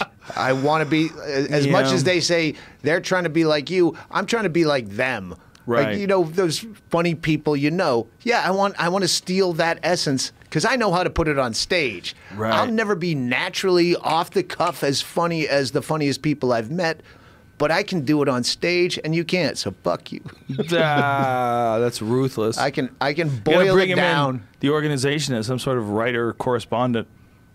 You know, you should have a policy that sexual harassment is mandatory, and everybody works inside the Doug Stanhope Information Collection organization. Like anybody who's trying to help you with like creation of your act, idea gathering, what have you. Well, They're it's all kind men, of it was an and they all unspoken molest each rule up other. until now. That was kind of the thing, and that's why we were talking about no one's Me Tooing rock and roll bands. Like they're not pulling Led Zeppelin's library off of iTunes because they fucked a girl with a fish. Right, but here's my point. When you walk into the backstage area at a rock and roll concert, there's an unwritten rule. Yeah, the roadie tapped you on the shoulder for a reason, and you know what the reason is. I was made to feel uncomfortable. He pulled out his dick out of sweaty leather pants Oh my God. after the show. Underwear or no underwear? And then girls were doing bumps off of it. No. They were gummers mostly because of the ball sweat. Oh, gummers. I understand there's a difference between that and what happens with fucking Harvey Weinstein. That's a fucking rapist. You know, yes, 100%. And here's the part of the problem is that what we were talking about earlier, that if you got in a car with 7 women and they all fucked you, you're a hero. But if a gal gets in the car with 7 Jason Momoas, that guy from the Game of Thrones, that fucking beautiful, handsome man, the gigantic, handsome man, he's so huge and so beautiful. Like if 7 of those were in a car and it was a gal and she's just like, ravage me, ravage, and she's some sort of a damaged thing. We know Why? those. We know those girls that celebrate that. No, we know the ones that like, yeah, I fucked that guy. We know a few. Yeah, for sure. That are just like dudes. It should be like that for everybody. It's a suppression issue. It's the same reason why Catholics feel guilty. It's not a matter of like what's wrong or what's right. It's a matter of what you enjoy and what you don't enjoy because other people are going to judge you for it. And then you got to get to the root of why are these people judging you. For a giant percentage of the men that judge women for their sexual activity, it's 100% out of jealousy. It's 100% out of the idea that this woman would not want to do that with them, and they cast a judgment on her, and they decide that her needs are different than a man's needs. But the bottom line is all these things were established back when it was really difficult to have children. And you had to protect your children, and most of them were going to die, and you were literally concerned about the population of your village. Well, those instincts, they still exist. But the problem is that's not a concern anymore, and then there's fucking birth control in whatever, 1960 or whatever that shit came out. When did that come out? When did chicks start being super hoes? Well, it was early 70s when Roe versus Wade and birth control and all that. Yeah. It should be even, you know, there's got to be some sort of a way to make it even easier than all this. There's got to be a way where you let the natural hormone cycles roll. I think what has happened is 60. porn. I nailed it. Did I nail it? I think I did. 1960. I thought we were going to be an argument for bringing back villages. Well, it's not a bad idea, man. Here's the thing. I think cities are amazing, but I don't think we're designed for it, and I think we will be ready for it in a couple 100 years. It's going to take some sort of an adaptation to like the human psyche and the way we interact with each other. But I think it's totally doable. If people like us can do it, this is how I've always felt. If the entire world was the 4 of us in this room, we would be fine. Like, what if we were the only people? What if we were immortal, we didn't have to worry about dying, and it was just the 4 of us, and it was just a bunch of food and shit to do? Do you think we would have any problem at all? Yeah, we would miss the fact that we're any chicks. That would be kind of a bummer, but we would probably have a good time. If we just had unlimited resources roaming around. Which we do. Yeah, well, essentially the world is kind of like if this that. wildfire in Ventura spreads across the world while this podcast goes on, and then we walk out, and you're like, oh, fucking zombie apocalypse without the zombies. What if the zombies kick in, too? A lot of ashes. Well, you have the Monsanto zombies. You have the grill. You showed us how to use it. Yeah, you gotta press buttons. I'm going to have to drink stevia. I'll get irritated by that. Well, just do me a favor. Get a little sip. Give him a little sip. No. I've done every stevia. You're prejudiced. Thing. You're racist. Just try it. By the way, I don't know if it's hot in here, but I'm actually sweating from the ears, and I thought it's because Joe Rogan's bellowing so much, I'm bleeding out of my earphones. Sorry. But it's actually sweat. I'm sweating on your earphones, and whoever sits here next, that's I normal. hope he's OCD, because are you just a little sweat. Amped up? Are you a little fired up? I'm trying to be. Am I too loud? No. I was giving you shit. I know. I just never know when you're being real. No, I am sweating from my earphones, and I think that's gross that I'm sweating on your earphones, so I had to say it. I don't give a fuck, dude. I don't give a fuck about period blood. I don't give a fuck about sweat. None of that bothers me. I've never understood that. OCD people do bother me because I am everything I would assume that they find to be a problem. I'm a filthy... I think you should eat meat with dirty hands. That's what I think. I think you should eat meat with dirty hands. If I know someone's OCD, I'm afraid to be around them. Yeah, 100%. I'm it's a problem. Uncomfortable. I have a friend who went to look at a house, and they were looking at the house, and it was a nice house. Like, wow, this house is beautiful. And they got to this one closet, and the closet was filled with Purell, with hand sanitizer. And they went, fuck this. Like, this house is haunted.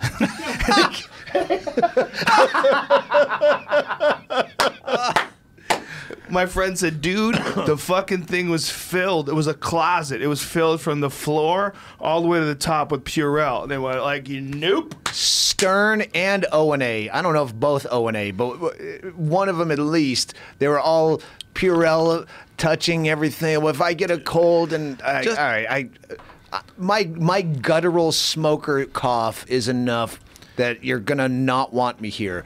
Yeah, I cough off mic. I try to, but I know he's gonna hear it and go.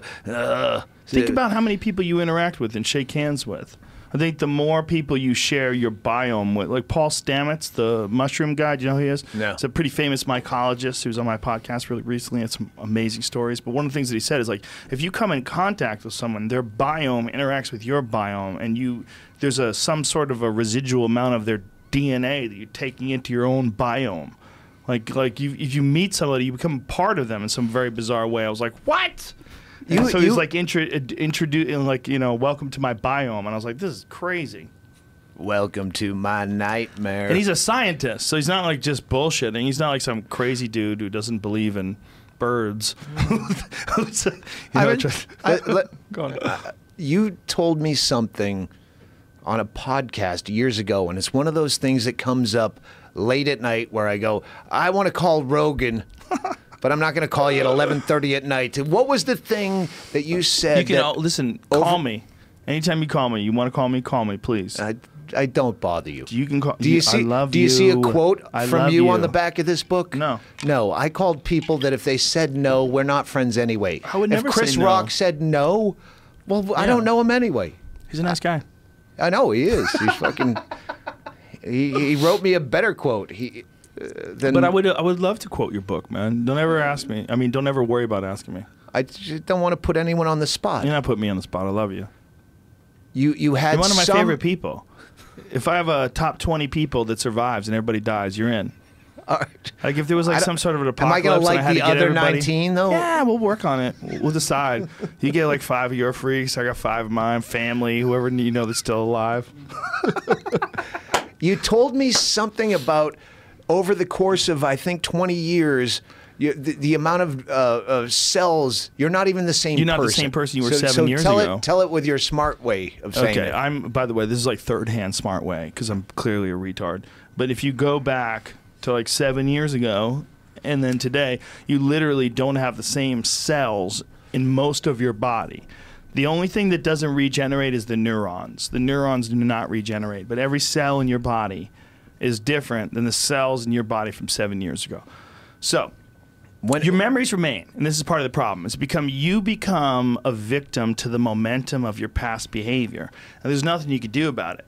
So if you're Kevin Spacey and you decide 6 months ago, I am not grabbing any more dicks, I'm fucking done with this, I'm going to be a better person, like you are attached to the momentum of your past behavior. You know, no matter what. Even if you're not even that guy anymore, like 7 years later, you wake up in the morning, oh, shit, what did I grab? Grab some dicks? Fuck! Why did I do that? Why did I grab the dick in the PA? God damn it! Oh, I was so drunk! There's nothing you can do. You're stuck with that idea. Like, we have to get past that. We have to figure out a way. I think they have to take those electric things and fucking change your brain, like shock therapy. And then we let you ride. When you don't account for growth, and this is my huge thing. If I had a charity that I was behind, if I was on Dancing with the Stars, which I think I might be, how's that? How are those negotiations going? You guys working that in? Listen, Dancing with the Stars. Don't you kill Doug Stanhope? I had to fucking do Innocence a dance Project scene before, man. It ain't easy. He wants to die by the cha-cha. Oh. Innocence Project. Let me get this point out, and then let's go back to Dancing with Joe. Innocence Project. That's my thing, and I've never been locked up. You know, when I was innocent, it's just it's my fear, And when you it's a terrifying fear. Just the entire prison system, the justice system, the prison doesn't work whatsoever. And when you lock someone up at 18 years old for some shit, you grow out of these things. Like you're not accepting that as you age, you rethink things, and it's a totally ineffective way to reform people as well. Most prisons. Some prisons are trying to be more progressive with their ideas. Scandinavia, Iceland? Yes, yes. Mostly outside of America. America has a real problem, and one of the real problems is there's not all of it, but a certain amount of the prison, yes, for profit. And these private prison systems, anytime something's for profit, the system benefits from these laws being uniform or increasing in their severity. And it's like, so if you have like a way where people can profit, like this is the issue that I had with marijuana. Well, you would find out that prison guard unions would be lobbying against marijuana for jobs. Yes, I'm like police. I have unions. done so well, and what are we at like hour 45 now? Not stepping on my new bits because that's all I have. Oh, about that kind of stuff. About all of the things we're talking about. I was talking about Brian Callen the other day, and we were talking about something, and he was like, I've been talking about this in my act, and I'm like, of course you have, because this is like what's really relevant today. And I think that all of us have this weird thing, like we don't want to step on each other's material, but of course you're going to see some of the same things that I'm seeing, and I want to see your take on it as much as I want to see my take on it. Oh, I'm trying not to do punchlines as like let's keep to the discourse and not go into bits. I know what you mean. I know what you, but those bits are good, but you don't want to give them up yet.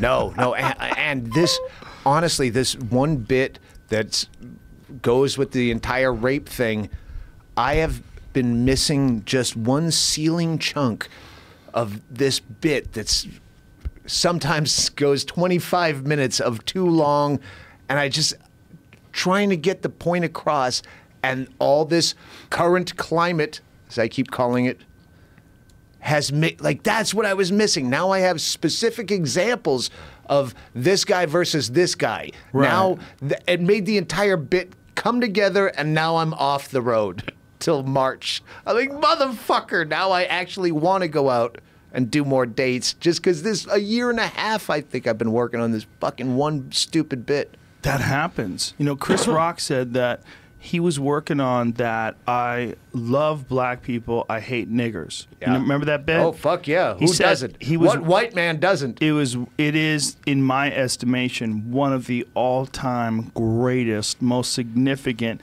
stand-up comedy bits ever. And when it hit, I remember I was just kind of starting out when that bit was like popular. When that bit was like on CDs and people would play it back and you'd see it on television, you'd be like, I was like, oh my God, this is like a perfect bit. Like he had it boiled down. The punchlines were so succinct. It was just bam, bam, bam. And then I read that he had bombed with that bit for months and months before he figured out how to get it to work. I got hate mail from fans. Not like egregious, actually well thought out. Hey, I saw you, I agree with most of what you say, but what you were saying, are you saying, and I'm like, no, that's not what I'm saying. That's what I'm trying to not say, but I'm having such a hard time alliterating this. And everything that's happened in the last month or two has, now I can exactly point out what I'm saying. Right. And I actually reverse engineered it where I go, I should be starting from where I was ending and then go the other way rather than apologizing and... Yeah. Well, But I figured it out right when I get off the road. You fucking assholes. But it doesn't matter. I mean, isn't it always kind of like fucking... It keeps going. Like you think it's done, and then a new branch pops out of the tree, and you're like, "Oh, this is what's going to bear fruit." Yeah. I was doing these shitty gigs for fucking months, and every night I hated going on stage, and now I want to go on stage, but I don't have a gig. Well, what I found pretty recently, like within the last year, I mean, is that is all like some shit that I internalize, and then if I can just like express or respond to that the least amount, like all the weird shit, I know it exists. I have a weird set. It's too long. It's too this, too that. I don't like it. I know it exists. Don't freak out, but understand what that is, and then you know what that is. It didn't work. Now let's figure out how to fucking never let that happen again. Because there's a big difference in the swing between like the audience having a fucking amazing time, or it was really good for 45 minutes, then it sucked for 10. Like, shit. There is no better learning experience that happens for decades than eating shit. Nothing will ever make you come back stronger than actually dying on your ass. But I'd rather be mediocre at this point. But even mediocre requires like eating shit. Dude, I ate shit after Jim Brewer in some weird suburb outside of the city in New York. I ate shit so hard it changed my life. Probably not recently. No, it was like 93, maybe 93, and Brewer and I were just starting out. And I was fine. Like, I really shouldn't have been headlining. There's no way I should have been headlining. I had maybe 45 minutes that was mediocre at best. And Brewer and I had a great time all weekend. Friday, 2 shows. Everything worked out great. But although, if I'm being honest, I want to say that he had better sets at least 2 of the 3 shows. At least 2 of the 3 shows. He had better sets, but I had good sets. It wasn't embarrassing. And then the second show, Saturday night, he made me eat a busload of shit. I bombed, like the one of the worst bombings ever of my career, ever. Where it was like everything that came out of my mouth was a dry brick, and he destroyed in front of me. I mean, destroyed to the point where like fucking crumbs were breaking up off of the fucking low-hanging ceiling. You know, it was, you know, those asbestos I want to say wall that pipes. I think I think I coined that. It was a brick. The words came out of my mouth like a brick through a funnel. That's what it feels like. It feels like you have a mouthful of dirt. Forcing. The one I get to this and I ate shit following, and where I can blame the middle act. Like sometimes they just don't like you. Yeah. The middle act can take credit, but no, they just hated you. The one I couldn't follow for a week in Miami was Chris Porter. Chris Porter. Chris Porter? You know Chris Porter? Yeah. Fucking stoner, fucking Yeah. thin, curly hair. He's very funny. But Miami Improv at the time, this is probably 2000, and it was an urban room. Say the word 60% black. Well, no, because there was a lot of Cuban too. Oh. But yeah, maybe 5 white people that are like scared. Sammy Sosa, Cuban, 1993, or Sammy Sosa, Cuban, 2017? Miami. Okay. Not Fort Lauderdale. Dark. Not West Palm. Curly it was hair. Miami. Wild. Girls have red The toes. first night, I assumed I'm getting fired, so I just Go crazy. I took on I went.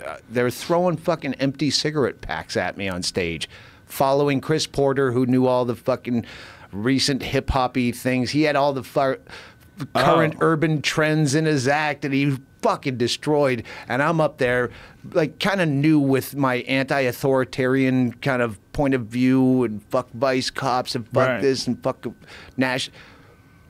And he closed. It was right after. This will probably date it because it was when France wouldn't let us fly over their airspace. Fuck France. Yeah, if we had Freedom to save fries. that point. That's the point. Being, years later, I got one of my best bits ever about nationalism out of that because he closed on fuck France. If we hadn't to save their ass in 2 world wars.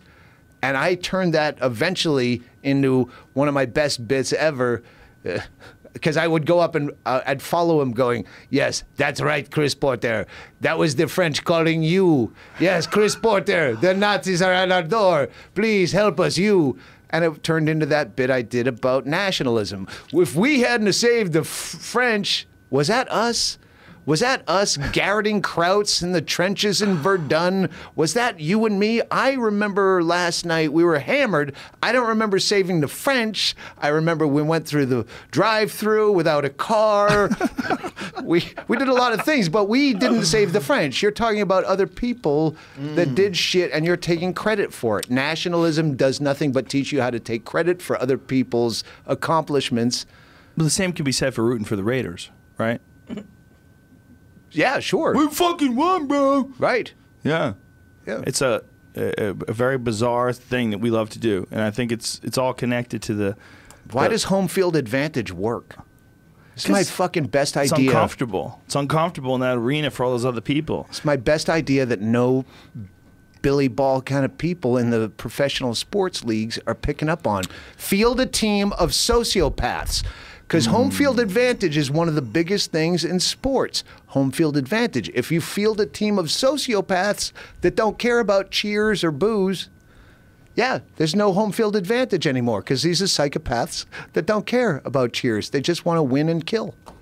All right. That's not sustainable. You got to shoot them after a couple of years. As soon as they start wearing diamonds in their watches, you got to shoot them in the locker room. Like, what happened? What happened? How did he die? Like, what Aaron Hernandez, that guy? Was this? Tinder may be eliminating the home team advantage for NBA players. They said I had to do Tinder, it, stop hating on the black man. Tinder, I want you to consider the fact that a giant percentage of NBA players are people of color. You racist fucks. They're swooping into these white towns and banging all these white chicks. And you got a problem? Tinder, home field advantage. No, they just make it easier for them. They don't have to go do work. They just. I'm sorry. What I said. They come to the hotel instead of having to go out to... Tinder. I'm sorry. I was just doing that for comedy. My God, if I was still a sexual being, man is a sexual being. That's Bernie Mac and Bad Santa. Bernie Mac, man is a sexual being. Hilarious stand-up. You ever see Bernie Mac live? No. I saw Bernie Mac live at the Comedy Connection in Boston once, and I was like, "Holy shit!" He was powerful, man. I mean, his material was really funny, but shit, his delivery was like electric, like boom, boom. And this Name a black comedian where you go, his material is great, but his delivery is undersold. Don't say Hannibal Buress, because Hannibal's got a good delivery. He's got his thing going on. He's my buddy. Franklin Ajayi. Oh, Franklin Ajayi. Franklin Ajayi is super low key with his delivery, hilarious ideas. I met him at the Green Room, Paul Provenza. I wish that show was still on. Or let's do the Green Room with Doug Stanhope. Well, podcasting is basically that. It is that. Yes. But let's get on Showtime for the fuck of it. Oh, shit. Just so we can call our moms. Showtime. Mommy, I My made mom's it. dead. Yeah, I forgot. I said that right. I was like, man, I feel guilty. Oh, it's Stanhope. I don't have to feel bad. I will call my grandma. My grandma's dead. I forgot, bro. Fucking Chad Shank, he just came back from Thanksgiving. He's like, yeah, I had to go to my grandparents' house. Does he work for you? Does he know that it's December 5th? What kind of fucking bullshit is this? What does that mean? Well, Thanksgiving. A long time ago, motherfucker. There's work to be done.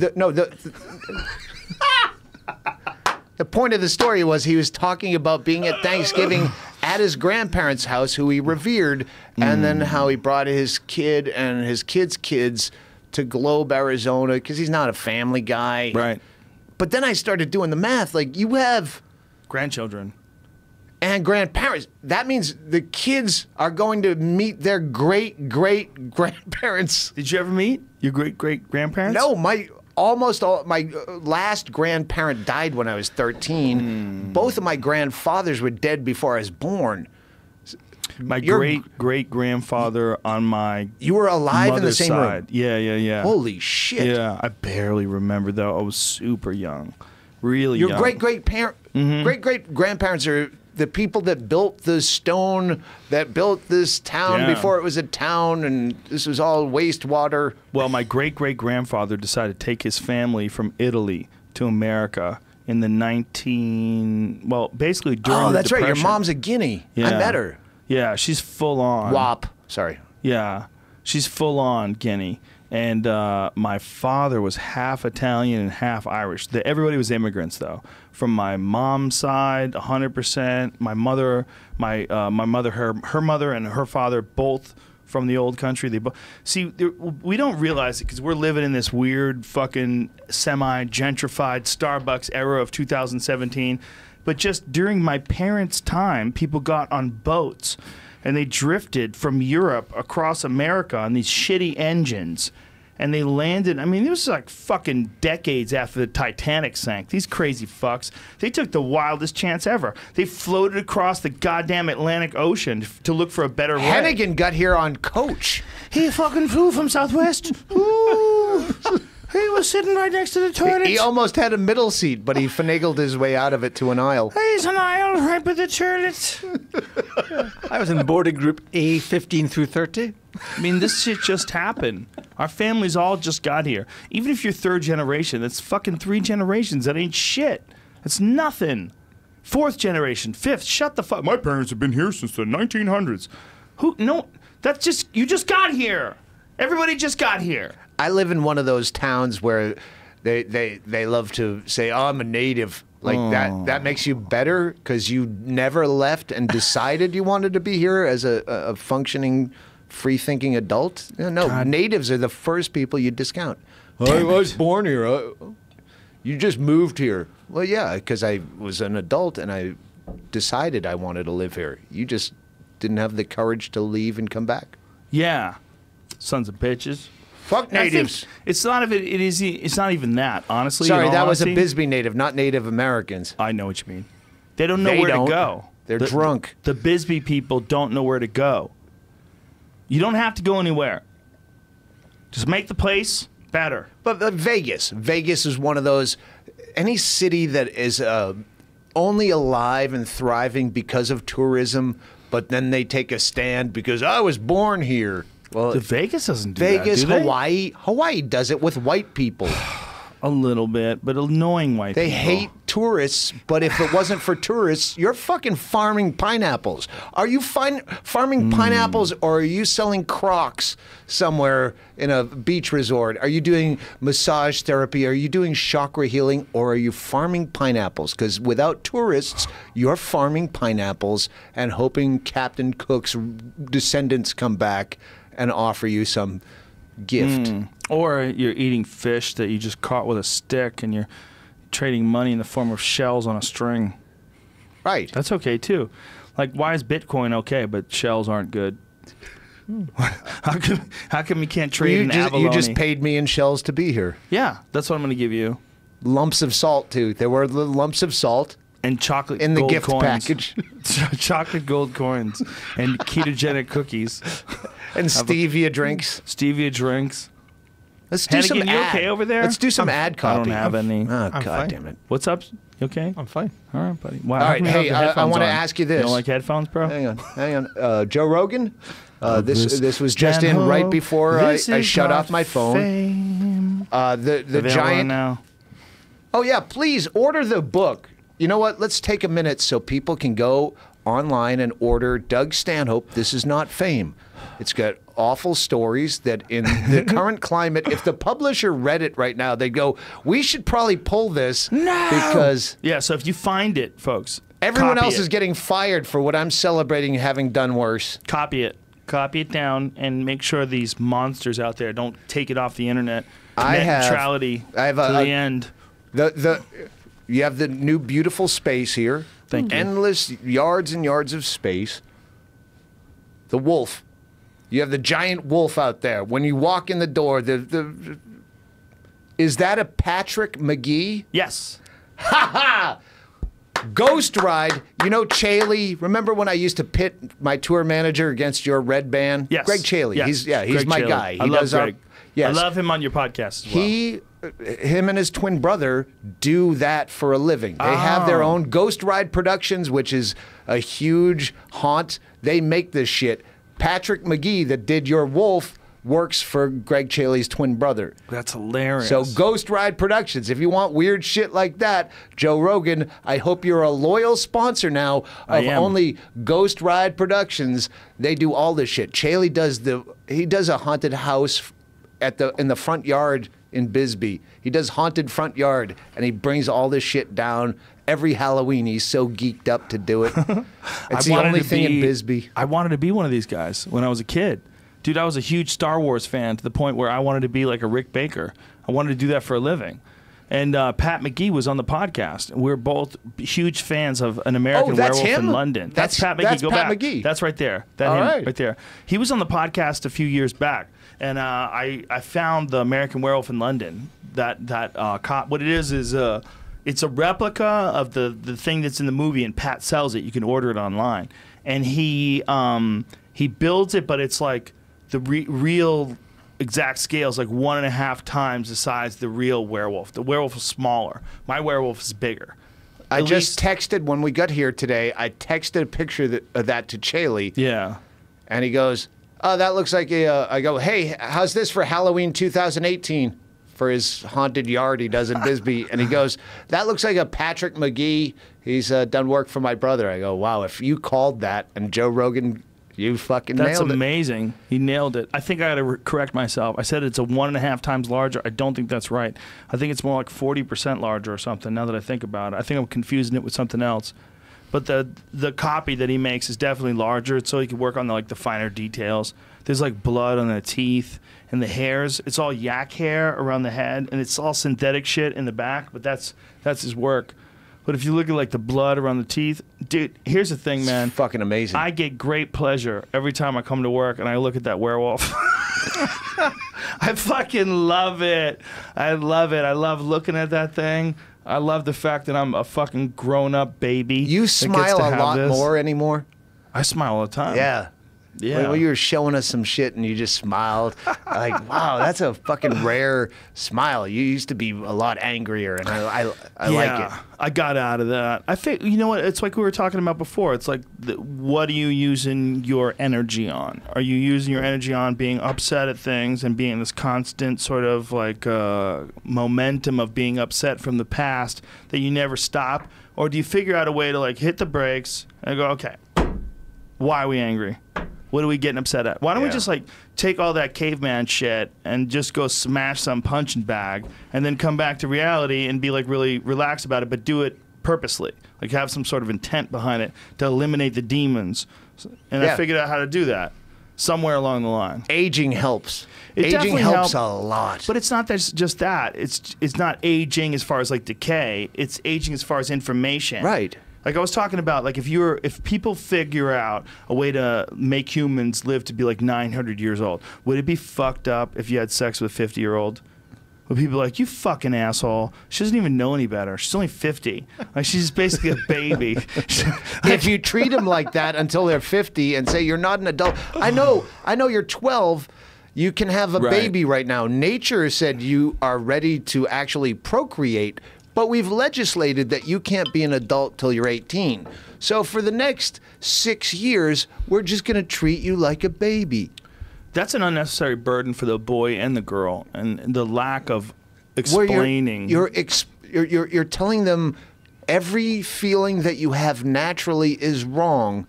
We're not going to explain that to you. Right. Because we want to give you a good childhood. Right. You shouldn't have to deal with all these adult. Well, that's what their fucking body's telling them. So you better be honest, or all of a sudden your kid's fucking a 38-year-old producer.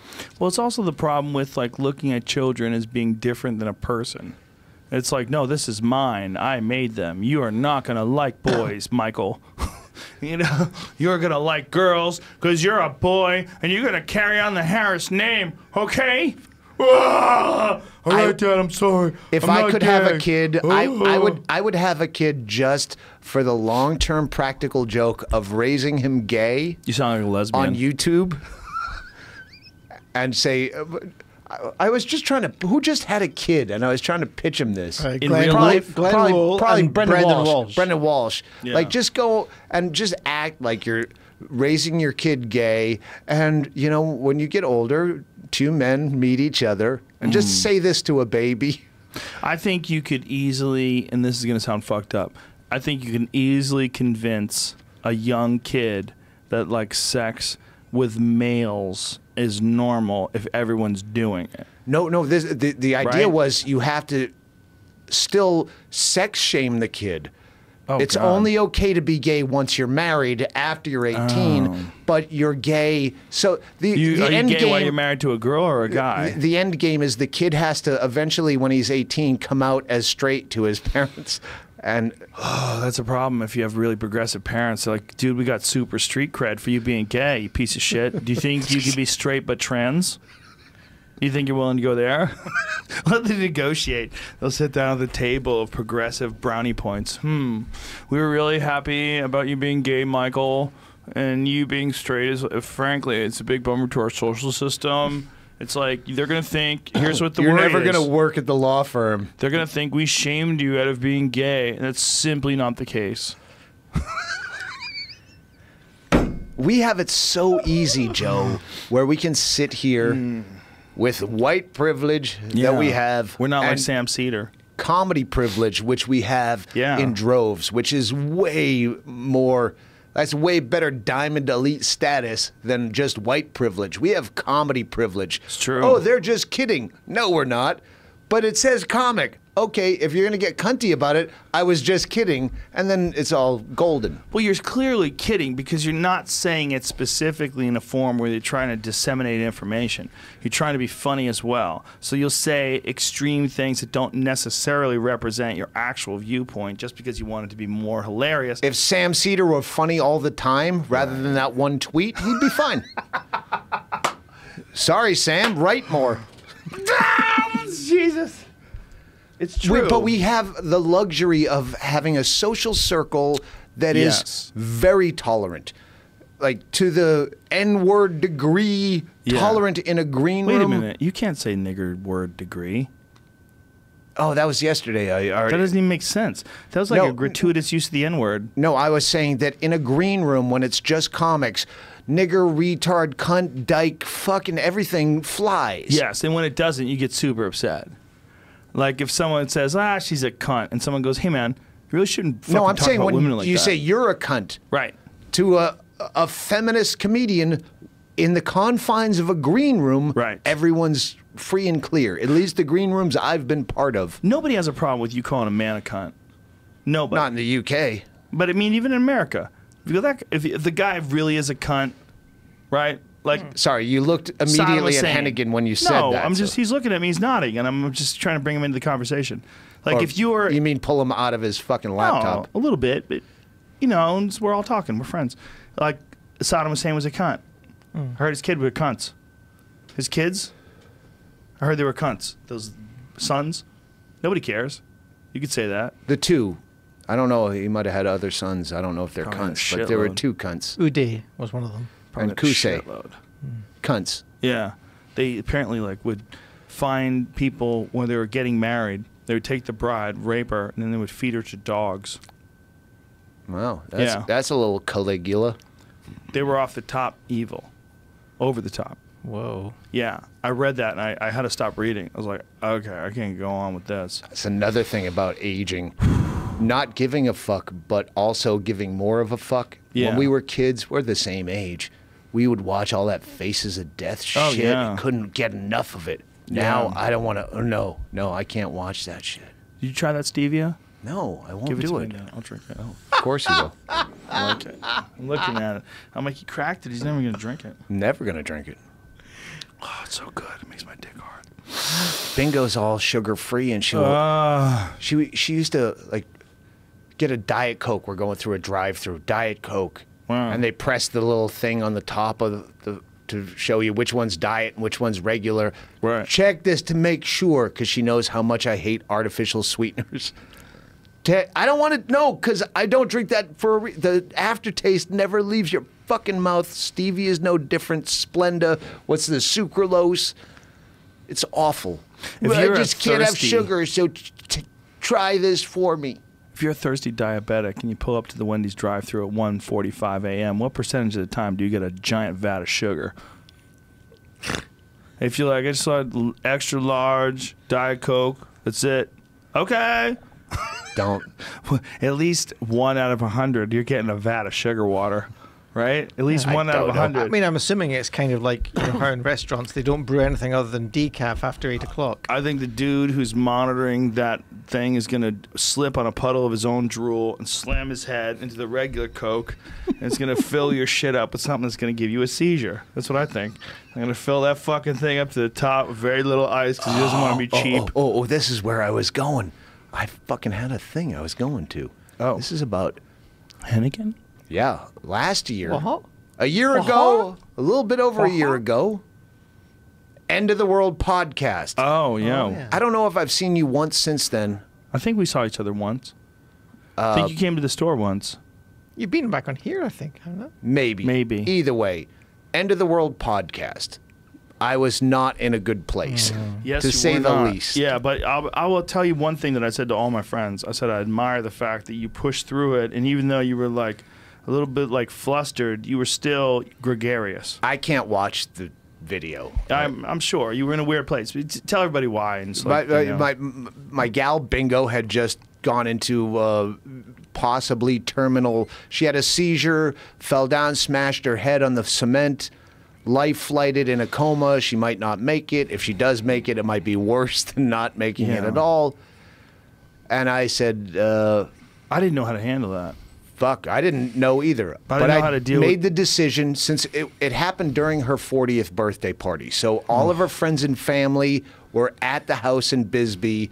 It happened. So she's surrounded by all these people who took a week off to be there for a 5-day party. They're there. I can't help her. She's in a coma. Me standing with the family staring at a half corpse is not going to help.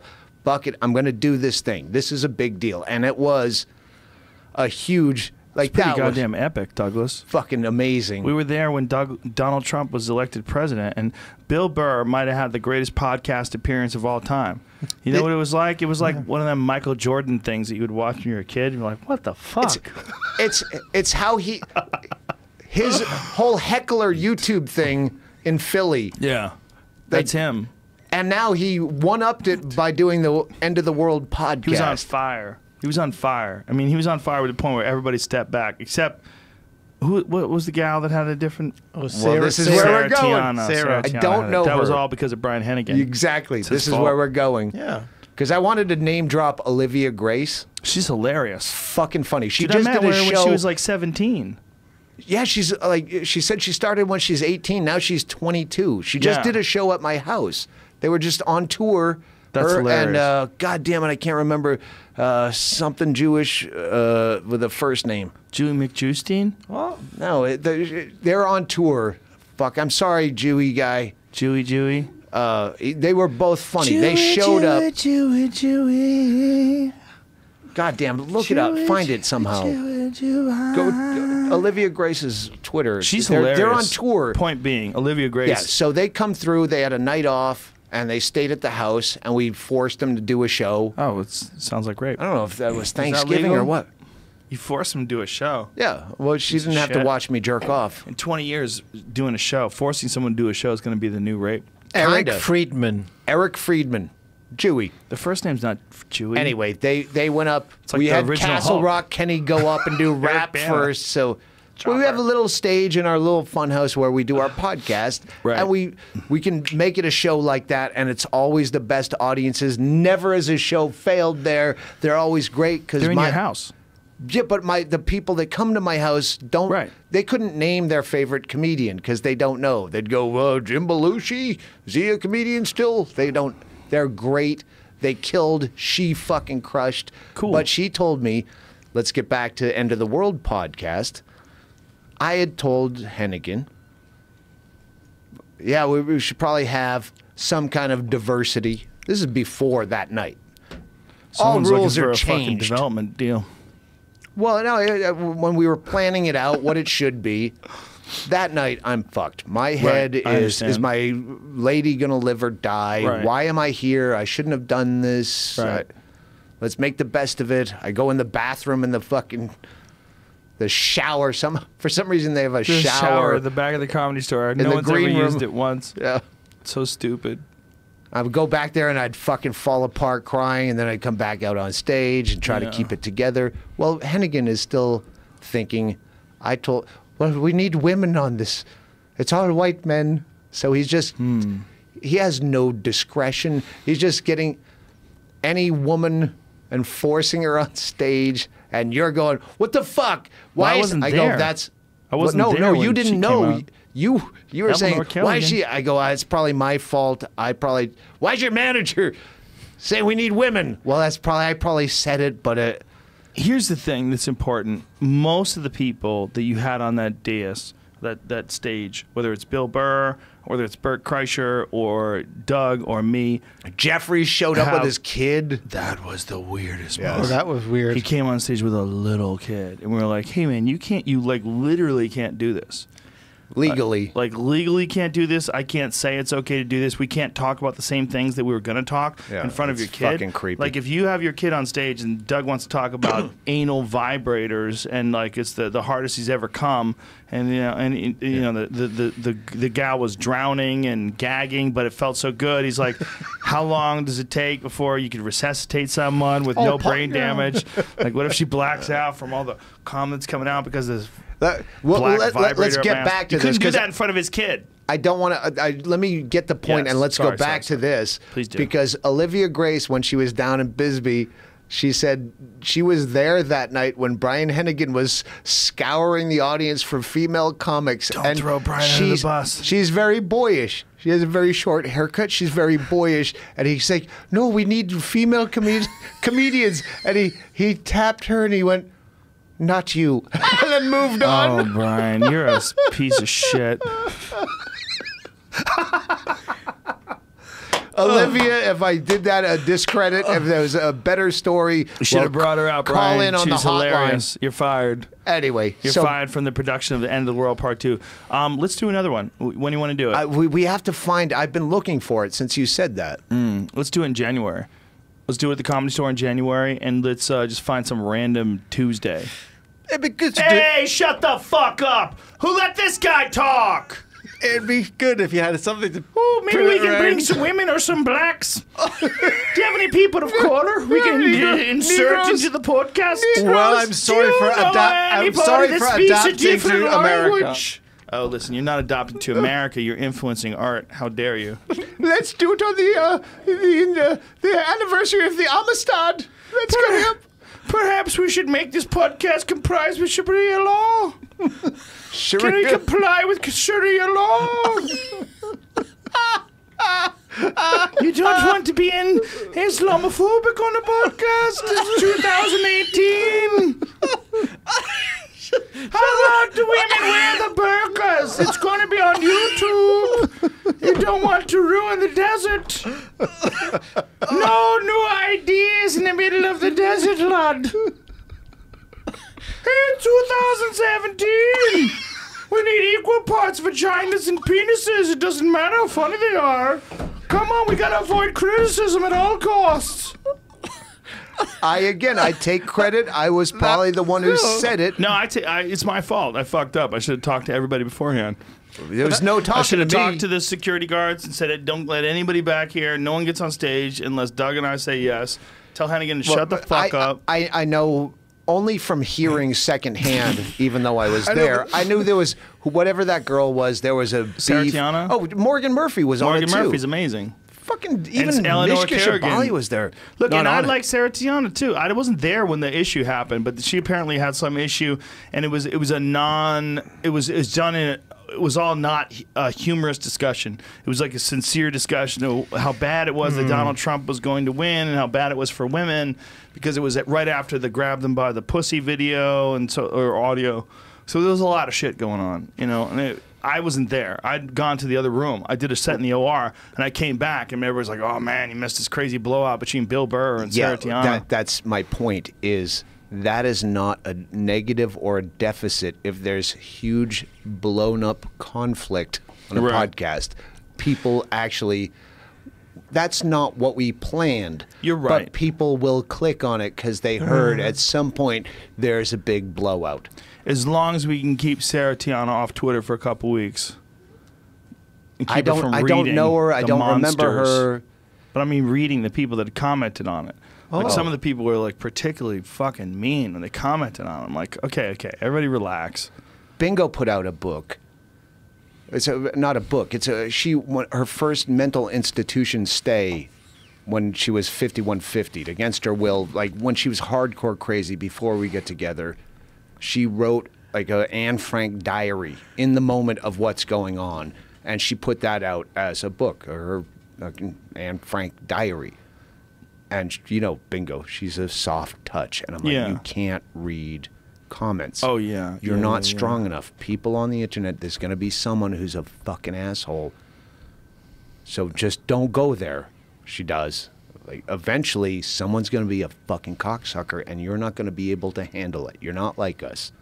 I have a hard time. I won't look at fucking YouTube comments. I don't want to know. Yeah. Well, it's just not. Here's the thing. I wish everybody was cool.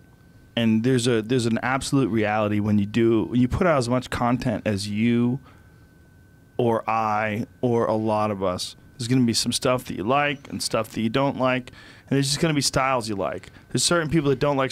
Someone the other day online, I showed a picture of me and Dave Attell, and they were like, "Fuck that guy, he's never funny." I'm like, "Oh my god." Okay, you can exist. I don't think you should die, but I can't talk to you. I just can't. I don't. There's no. I got done watching David Tell for 20 minutes at the Improv with a half a crowd, and I was fucking literally crying. It's me and you 4 or 5. You don't want to do comedy again. It was wonderful. It was a break. I got to be an audience member. It was amazing.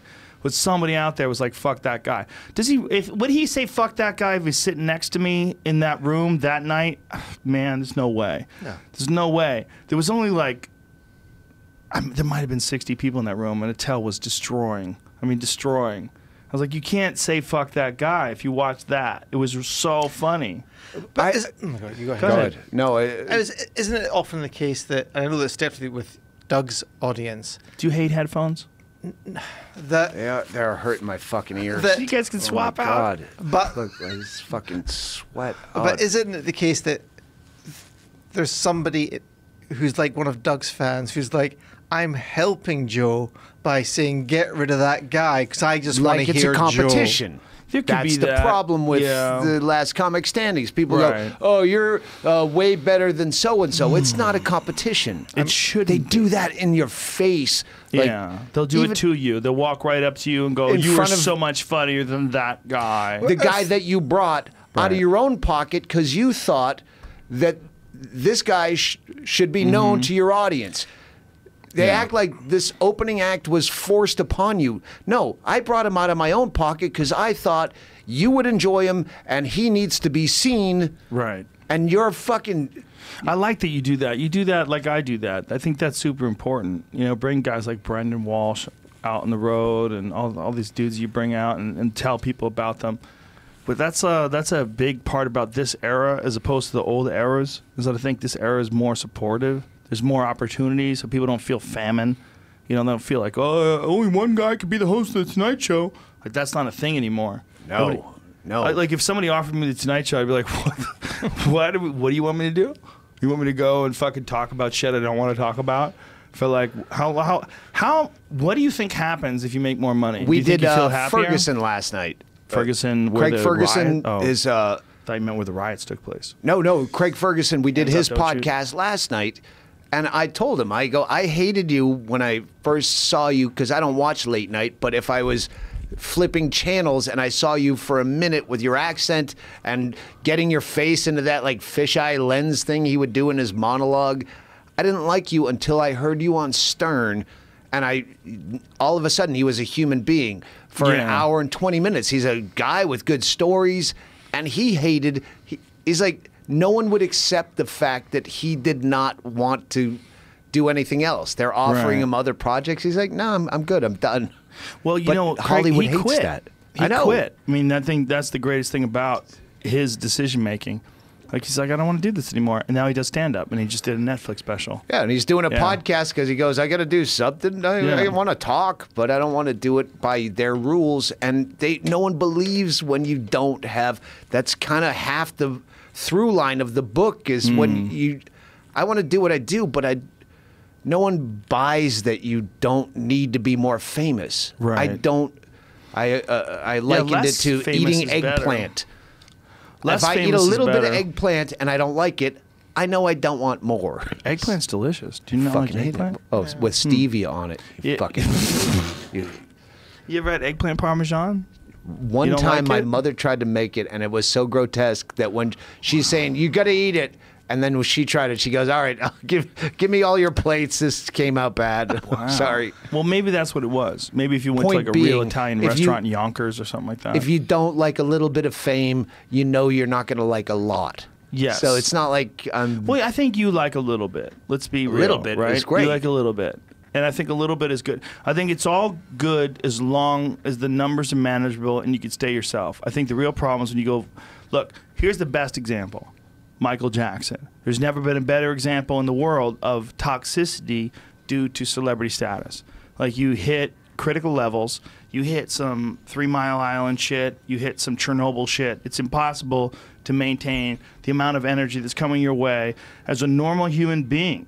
I mean, you don't have any unique DNA that allows you to deal with the idea that 300 million people know who you are or more. If and you're want Michael a Jackson, swath of your they clothing want as to you tear walk your by. DNA out and put it in a petri dish and make a fucking clone out of you. And frame it and put it Yeah. in their man cave. And there's a bunch of people that think that maybe you're molesting kids and you got a fucking amusement park in your backyard and you're literally losing your mind. And you tell a guy, hey man, I can't sleep. I want you to anesthetize me every night in a fucking tube. Just put me in some fucking crazy hyperbaric chamber and pump in the gas. I mean, this guy was off the fucking reservation. There had never been anybody that famous before. He was literally the guy with the candle at the end of the universe. Going, oh my God, I think there's more room. No one's ever been here before. No one's ever been that famous. And what happened? He went crazy. He went completely insane and died young. And nowhere between 1990 and 2017 does it look like any of what's happened to him is manageable. It's like he's running down a hill, like tumbling down a hill. And he's okay for the first decade, maybe the first 2 decades. But after a while, he's just getting chewed the fuck up. Psychologically, physically. He keeps getting more plastic surgery. His psyche, I don't think he was ever very stable psychologically. No, I don't think so either. I mean, I don't know, but have you ever seen that documentary on him? It's fucking amazing. I love that. That documentary is the What's it first called? time. This is it. This is it. Yeah, it's amazing. Where, Brilliant. Again, I don't know music. To watch that, you go, oh, this guy really did know what the fuck he was doing. I just don't get it. He was really brilliant. I just think the songs suck. Well, they suck. But in terms of like what you want to hear right now, like everything requires context, right? Like if you were, do you remember when I was a kid? And I remember this really clearly because I was in high school and I was living at home and I was listening to WCOZ in Boston. No, WFNX? No, WCOZ. That was right. WCOZ in Boston. It was a radio station in Boston in the 1980s. This rock and roll station. And the guy came on who was a DJ. I wish I could remember. It wasn't Mark Parento, who's like the big one. Wasn't Charles Dave Maynard Lacquadera in the morning.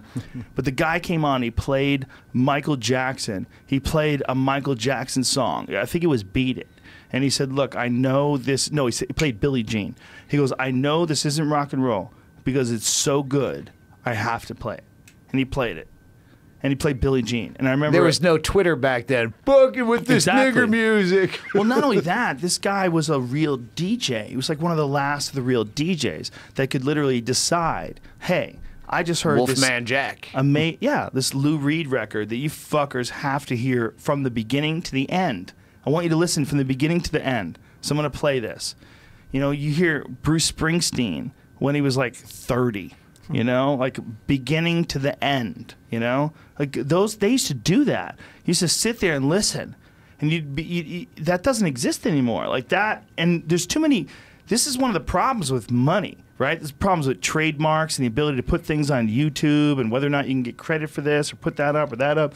Like a radio station, if it just wanted to appear right now and do like that kind of a thing, it'd probably be almost impossible. Like how many radio stations are there in the world where they would let you just play a whole Bruce Springsteen album from the beginning to the end? Well, terrestrial radio at this point could probably play child porn, just soundtracks, and no one's listening anymore.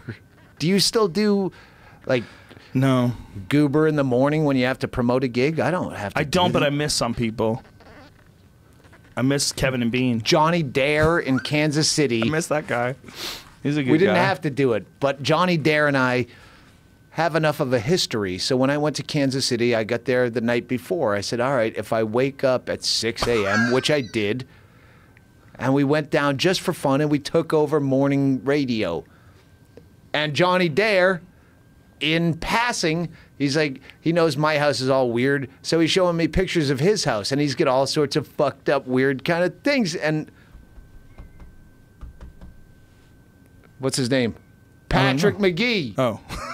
It comes full circle, ladies and gentlemen. Yeah, my tour manager, Greg Chaley, does Ghost Ride. He goes, all this shit came from Ghost Ride. I go to the St. Louis. Yeah, that's the second time now that a morning radio guy like Joe Rogan. Morning radio guy. Meanwhile, Hennessy's over there reading. Hennessy? Yeah, Well, no, exactly.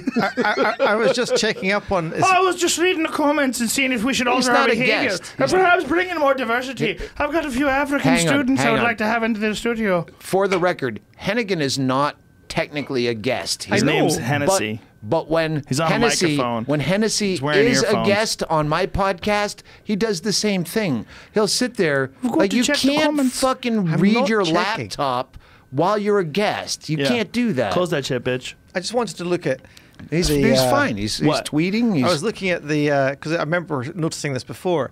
Somebody had edited out the best of Bill Burr on the podcast election night as a standalone video, Oh, yeah. and it's got 900,000 views. Just the best of Bill Burr. He smashed it.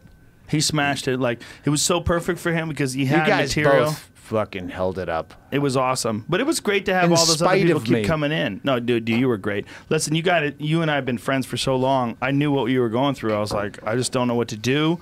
I didn't know how to handle it. I didn't know to joke around with you. But I was trying to bail out of it before the coma. I was saying, I don't think I'm the guy for the job. You're like, fuck you, you're coming to L.A. Ah. So then when the seizure happened, I go, he's going to think that her coma is an excuse. I didn't.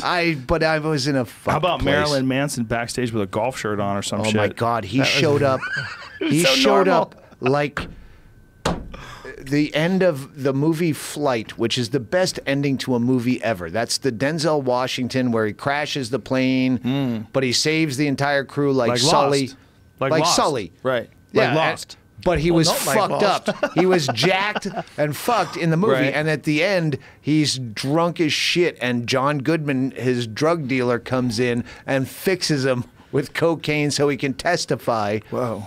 It's That's the really? best ending of a I might have movie to go ever. see that movie. Watch the beginning and then fast forward through the fluff in the middle and get to the end, and it's one of the best. Manson showed up where there's Jamie, take notes. Beginning. there- Avoid the middle. there's an Artwad. There's a giant picture in Johnny's house where I'm staring at this. It looks like Manson, and fuck Manson, as weird and unstable as he is the only guy I can think of that would understand where I am right now, why I'm here, how fucked I am, what's going on. And I called him, and he answered his phone, which he never answers his phone, at 5:30 at night, which is morning for him. And I told him what's going on. He said, I'll be there in 30 minutes. And he showed up with Krispy Kremes and cocaine. And he That's real fixed rock the star, whole folks. problem. And then he showed up and he sat backstage. He wouldn't come out on stage. And once I was beckoning for him to come out, that's when his management people caught wind of the fact that he's about to go out, and his handler had to drag him away. But he saved my fucking life that night. Who are his fucking handlers? Who knows? We need to talk to them. That- Tell them to they'll be- relax. They're writing Look a at book me. right now. Relax. Settle down. You're handling Marilyn motherfucking Manson, okay? All right, there you go. It's not Jim Neighbors, okay? You just He's one let of the him few go. guys that are actually still Doing it. rock and roll guys. Really doing it. Oh, my Yeah. God. They just want to. What do they want to do? Keep him out of legal trouble? Keep him alive? Get Dunno. the fuck out of here. You need like a secondary version. You need like guys who are lawyers who are on Adderall and they report to the lawyers who are sober. Like you have like two filters. You have dudes who like understand people on coke because they're basically on like some sort of the synthetic coke, and then you have they report. Like they have to wear like police body cameras, and they report to the lawyers who are sober, who get drug tested every day. And they go, okay, what exactly is going on? And everybody has a say, and they bean count together, and they go, how do we handle this? Well, we handle this by the fact that we're handling Marilyn fucking Manson. Let him do it. Let him go. Give him the gun. Give him the rubber gloves. Buy the rubber gloves. He's such a sweet dude. Yeah, he's a very nice guy. I met him a couple of times. He's always been very friendly, like genuinely friendly. Sorry, I turned that on. I was going to show you a picture. Messages? I can't wait to tweet this, but I have to wait for the right time. That you shut off your phone like a gentleman. Plus, I like the fact that your phone makes a starting noise from 2006. What is that? One of them Samsung Galaxy Rogan ones? used to bust my balls because I was the last guy with a flip phone. So depressing. And you'd have all the new gadgetry, and I was so proud to have a flip phone. But when we started work in the UK, nobody calls. Everyone only texts because I guess phone calls cost a fucking £1,000 a minute or something. So I had to actually get a smartphone, but I still long for the flip phone days. Well, Samsung just came out with a new phone that's a hybrid. It's a combination of a smartphone and a flip phone, and you open it up and you can get an actual keyboard. And you talk to people just like a regular flip phone, and when you're done, you hang it up, and the front of the phone is a bezel-less smartphone. So the front of the phone acts like you could do text messages, you could view the internet, and then when you want to open it up and make phone calls, it acts like a regular old-school flip phone. And people really like it in terms of like pressing physical buttons. Yes. Yeah. Have you seen Can it, you watch Jamie? a movie on your fucking smartphone? I know people that... half of Bisbee, they don't have cable. That's why football is popular at my house, because no one has TV. So they can't watch it unless they come to my house. But I know people that watch, they'll just sit and watch an entire movie on a phone. Right. I can't watch it on a 32-inch screen. I need a big fucking screen to watch a movie. Yeah, I think 100%. I go, the only time that there's that phone, the only time is like when you're on a plane or something, you're trapped and all you have is your phone. Look at that phone, Doug. Look at that screen. So the front of it is like an 60 iPhone. inches? No. That would be an awkward phone call. You can't carry that around, bro. You don't even understand inches, bro. That's the size of like an iPhone 6 or some shit. Actually, it looks a little bigger than that, doesn't it, Jamie? How big is it? How big is the screen? I had it on the webpage. This is when I had to decide which picture goes in the book and which doesn't because there's too many dick pics. Right. I deleted this and put in the me pulling my dick out in front of Louis C.K., but I can't wait to tweet this. Let me see that. I have to apologize. Wait. I was wrong. What happened? You touched it wrong. I didn't touch it yet. Jesus Christ. So He's angry. No, By the way, this is a bad exhaust touch. system, Bad touch, Rogan. Got to ramp this thing up. Yeah. Are we out? Are we going towards a... Yeah, I pulled my dick out in front of her, but what about the 3 or 4 people in between? Everybody seems okay with it. Yeah, that was back when it was kind of my thing. Sarah Silverman's there. She's smiling. Yeah, no, that's the Did you point. ask? Did you ask first? No, I was fluffing. get You can tell in the shamed. picture I was fluffing, but... Are you prepared for shame? I'm ready for it. You might get it. You might have to get this. Is there a place where people can view this, or is it going to exist? No, I was going to tweet it. Let me talk to you about this. All right. Let's wait. Let's wait. I've Well, got you some already ideas. said Sarah Silverman. Well, Sarah Silverman is a friend and a wonderful comedian and a colleague, and I think you and I both respect her as equals. I do. I don't think that's what I didn't want her to get into any trouble because she wrote a "Is it Right. okay to love Louis C.K." thing. Call me Was first. it okay to love me? Because here's Yeah. me with my dick out in front Here's of you. the thing. It might not be anymore. This is why we need to burn that. You need to burn your whole phone. You need to get a modern phone that allows you to take photos and get online. And then you need to burn that thing. Because you can't have those pictures.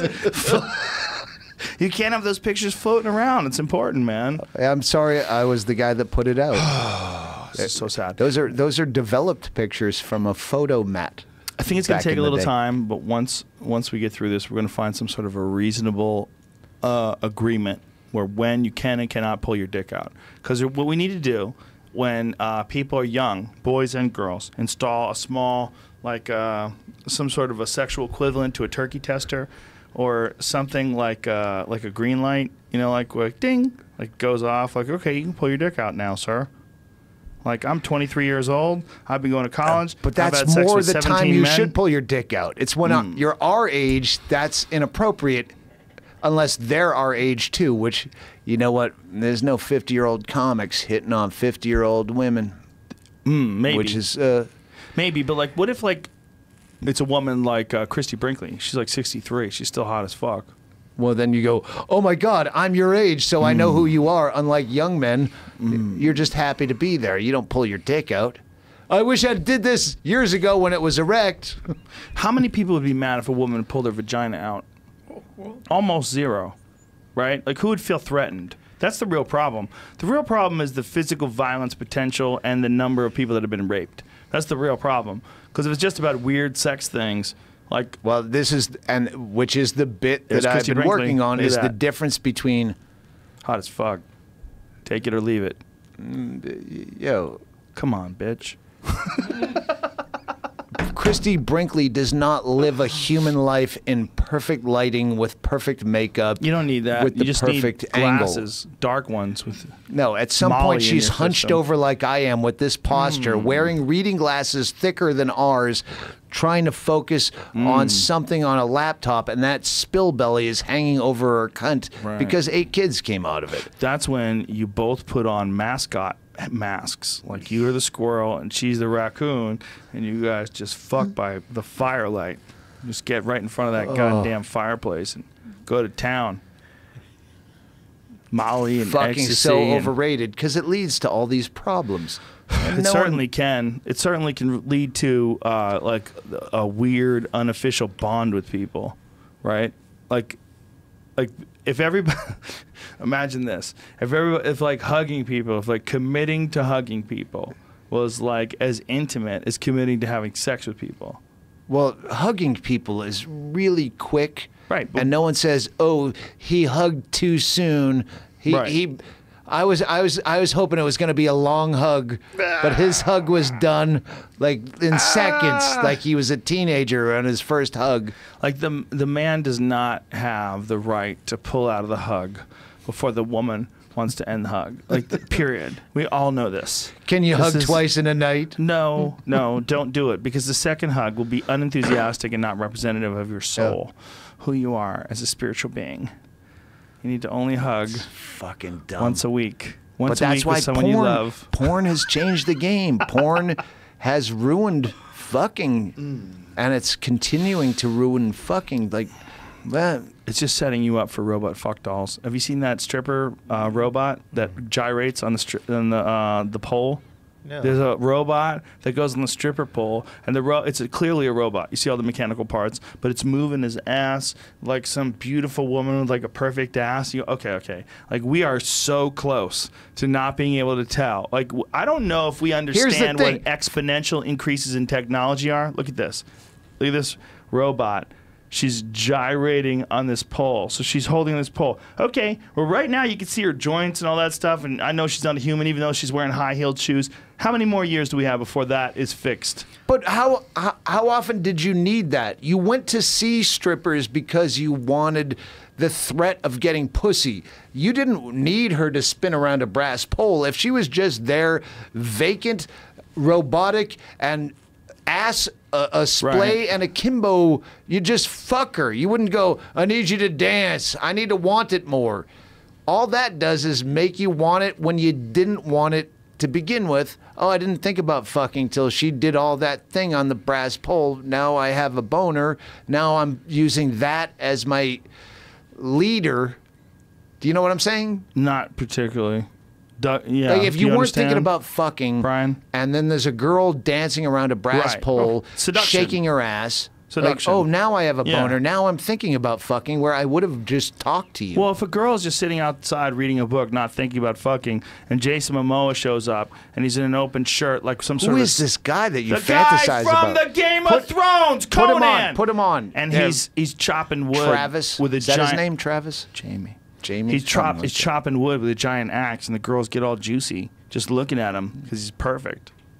That's him. Shut the fuck up. Come on. I was going to That's say what I'm with a saying. nipple ring, but that was the cursor. Yeah.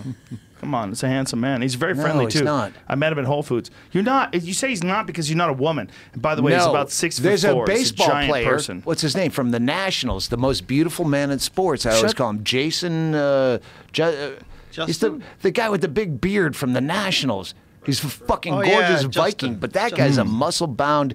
You're into weird dudes. I'm going to have to say this, Joe. I'm into dudes that girls like. Worth with an E. W-E-R-T-H. That guy is fucking gorgeous. Okay, it's Jason not a competition. Worth. Yes, Douglas. it is. It is. Why do you now. have an issue with Jason Momoa? Because He's we're a going to end beautiful this man. podcast with a Twitter.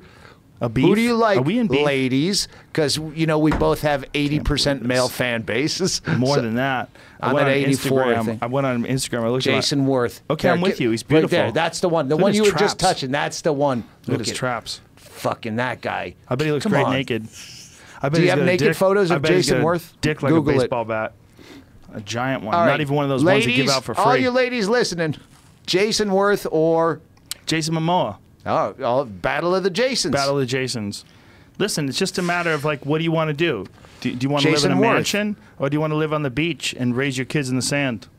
Okay, you got to pick your poison. I have no idea. How Jason Momoa is like, he came over on a fucking raft, like he's like some kind of Polynesian god. He's from Hawaii. It's like it's 6 Hawaii's foot kind four. of the most expensive state to live in. Only for white a people. refugee? For white people. You're not even paying attention. Do you know how many islands there are in Hawaii, bro? 5? So racist. 5? Sorry, is this a bonus question? Do you smell like smoke enough that you're going to get in trouble when you get home? No. How old are your kids now? 7 and 9 for the young ones. I've got a Daddy smells like done, cigarette smoke. I've got shirts here that I could change. But Oh. it's good that you did this. You chain smoked through this because we realized this system sucks. Yeah, I noticed that early Whoever on. is making the system, I've been breathing it. I've definitely got a secondhand nicotine high.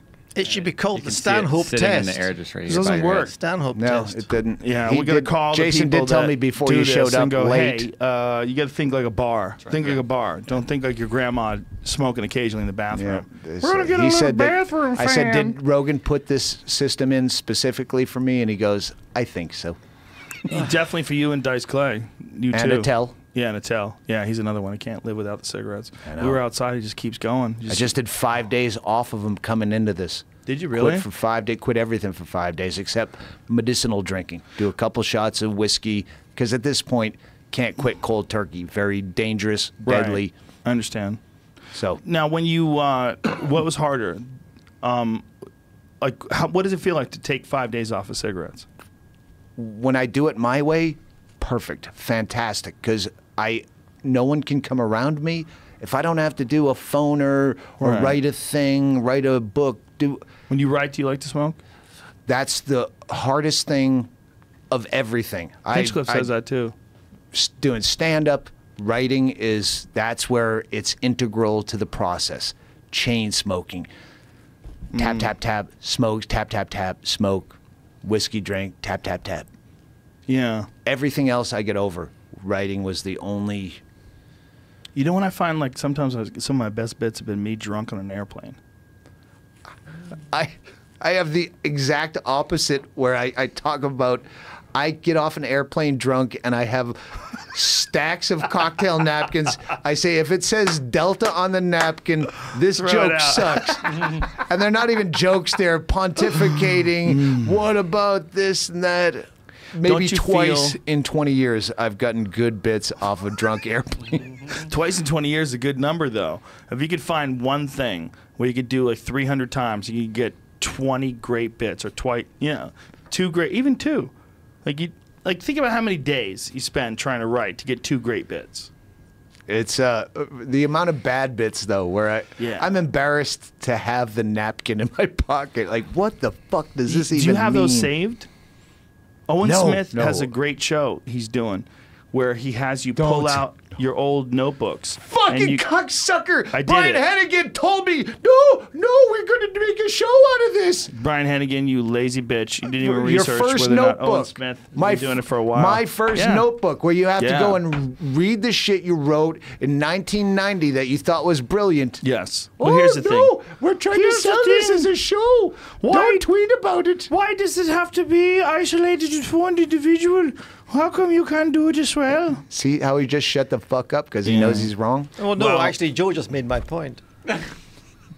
You weren't listening to I don't him. think there's anything wrong with you going over your notebook, but going into other people's notebooks, then you're sort of like if you decide like, hey, I'm Doug Stanhope, and I want to break out my notebook and tell you how fucking terrible my 1993 Owen jokes Benjamin were. goes into other people's notebooks? No, Owen Smith, not Owen Benjamin. Owen Benjamin's upstate New York. Owen Smith, L.A., hilarious comedian. He goes into yours. I had to bring out my shit. I brought out some shit from 1990. I had some like 1991 notebooks. Yeah. They were terrible. I had like orchestrated crowd work. Then you ask the crowd this, and they're like, "Yeah, we like fucking girls." It was brutal. It was so scorching. I want to be on that show Yeah, since he'll I have you on created it, but my Brian creator Hannigan didn't was let too me busy create. feeding the flowers. Owen Smith, good on you for doing it first. How long ago did you guys come up with the idea? When everyone else was coming up with other I did it about a year ago. I did his set thing. list in the last 3 years. Yeah, I did his thing within a year, and he already had it. Like he'd That's already how- been yeah, filming it. I am not. Hey, comedy No, police listen. that are civilians listening. You don't have to. I'm not saying he stole my idea. No I'm one saying thinks that. Don't defend yourself. No, it's the Who? It's the listeners Dummies? that think they are Don't the talk to comedy dummies. police. Don't talk to dummies. Just let them be dummies. Hate it. Hey, I was gonna so and submit so the was idea. doing your. I saw so and so did your bit. He was talking about porn, and you talk about porn. You fucking shut up. Let us police ourselves, please. I was going to register the bid, but I had to patch the tires for a road trip. You're going so Irish, which is better because he hates the Irish. I was about to file. Are we closing this podcast? Because I'm saving a piss. Either I'm gonna piss. Let's let it go. And let's slide that book over here, Oh, Doug hang on. Stanhope. Also, Yeah. Hang on. someone's got Brian to do has official notes. work. First of all, what's important is diversity. We'd like to have more diversity in this room, but Diversity, unfortunately, only white men are diversity, available. diversity is what we're Your looking tour? for. Is that what we you're need saying? more women on the podcast. Say the tour. Go ahead. Say the tour. Doug Stanhope, Australia, April He's 2018. going down under, but does he know that the world is flat and he'll never get there? It's impossible. So is that me heckling myself? Yes, you're heckling yourself. Okay, Doug Stanhope, Australia in April. He's going to be in Adelaide, Brisbane, Canberra, Melbourne, Perth, Sydney, and also will be. Don't tickle me. And if you come to the end of the rainbow, there'll be a bucket of gold for you, lad. You're so Irishing him, and it makes him even snappier. Oh, I hate Also, we're doing the Far East before that. We're also doing Hong Kong, Singapore, Ho Chi Minh City. Please don't be racist. Hey. I can't have this on my podcast. Ho Chi Minh. God. He's still a guy. It's I true. think he's still over there. Yeah. Yeah. I think he does karaoke or something now. I don't know. So, DougStanhope.com. Yeah. Yep. Just go there, buy the book. Here's the 'cause, book, ladies and yeah, gentlemen. I really need This the money. is not fame. One of my all-time favorite humans, Douglas Stanhope, ladies and gentlemen. Brian Hennigan, you know we love you. Thank But you. we fuck with you because you tolerate it. Uh-huh. You got to fight back. Oh, yeah. Okay? You can't keep taking this from us. It's just not right. It makes me feel bad. We go after you and we team up on you. I just feel, and I'm like, please fire back, Mr. Hennigan. Somewhere a storm is brewing. Your new nickname is Hennessy, though. Accept it. Accept it. You need to It's- get you a it's scepter be- it's- everywhere you go. Some it's- Cavassier, It's perhaps. better than Shenanigan or Heineken, which everyone thinks is hilarious. Brian Shenanigans. I like that even better. That's like the verbal equivalent of the Hawaiian shirt. You just gave us two we have to choose from. Brian Shenanigans Hennessy. or Brian Heineken. Hennessy. No, I he said like- his two he hates worse, Yeah, so now but we have to choose from I the like two Hennessy he hates. because it makes him uncomfortable because it's associated with African Americans. What? So I like that I didn't better. know that. Oh, yeah. Oh, Oh, I yeah. didn't know that. I'm from another land. I plead We the don't fifth. have... Oh, No. I plead ignorance. I didn't know nothing about your Cavassier. What? Mad Dog 2020. Purple I drank. thought that was a good purple dog drank, with bad drank, vision. Drank is past tense. What's this purple drank? Wait, I happen to like Mickey's, as you know. Do you drink orange soda and eat fried chicken around black people or no? I beg your pardon? He doesn't. Exactly. He's never around black people. We cloister him. Is that a word? DougStanhope.com. Douglas is running away. His book is I available. Is it apologize. I available right told now? you via text I was going to wear my brown print.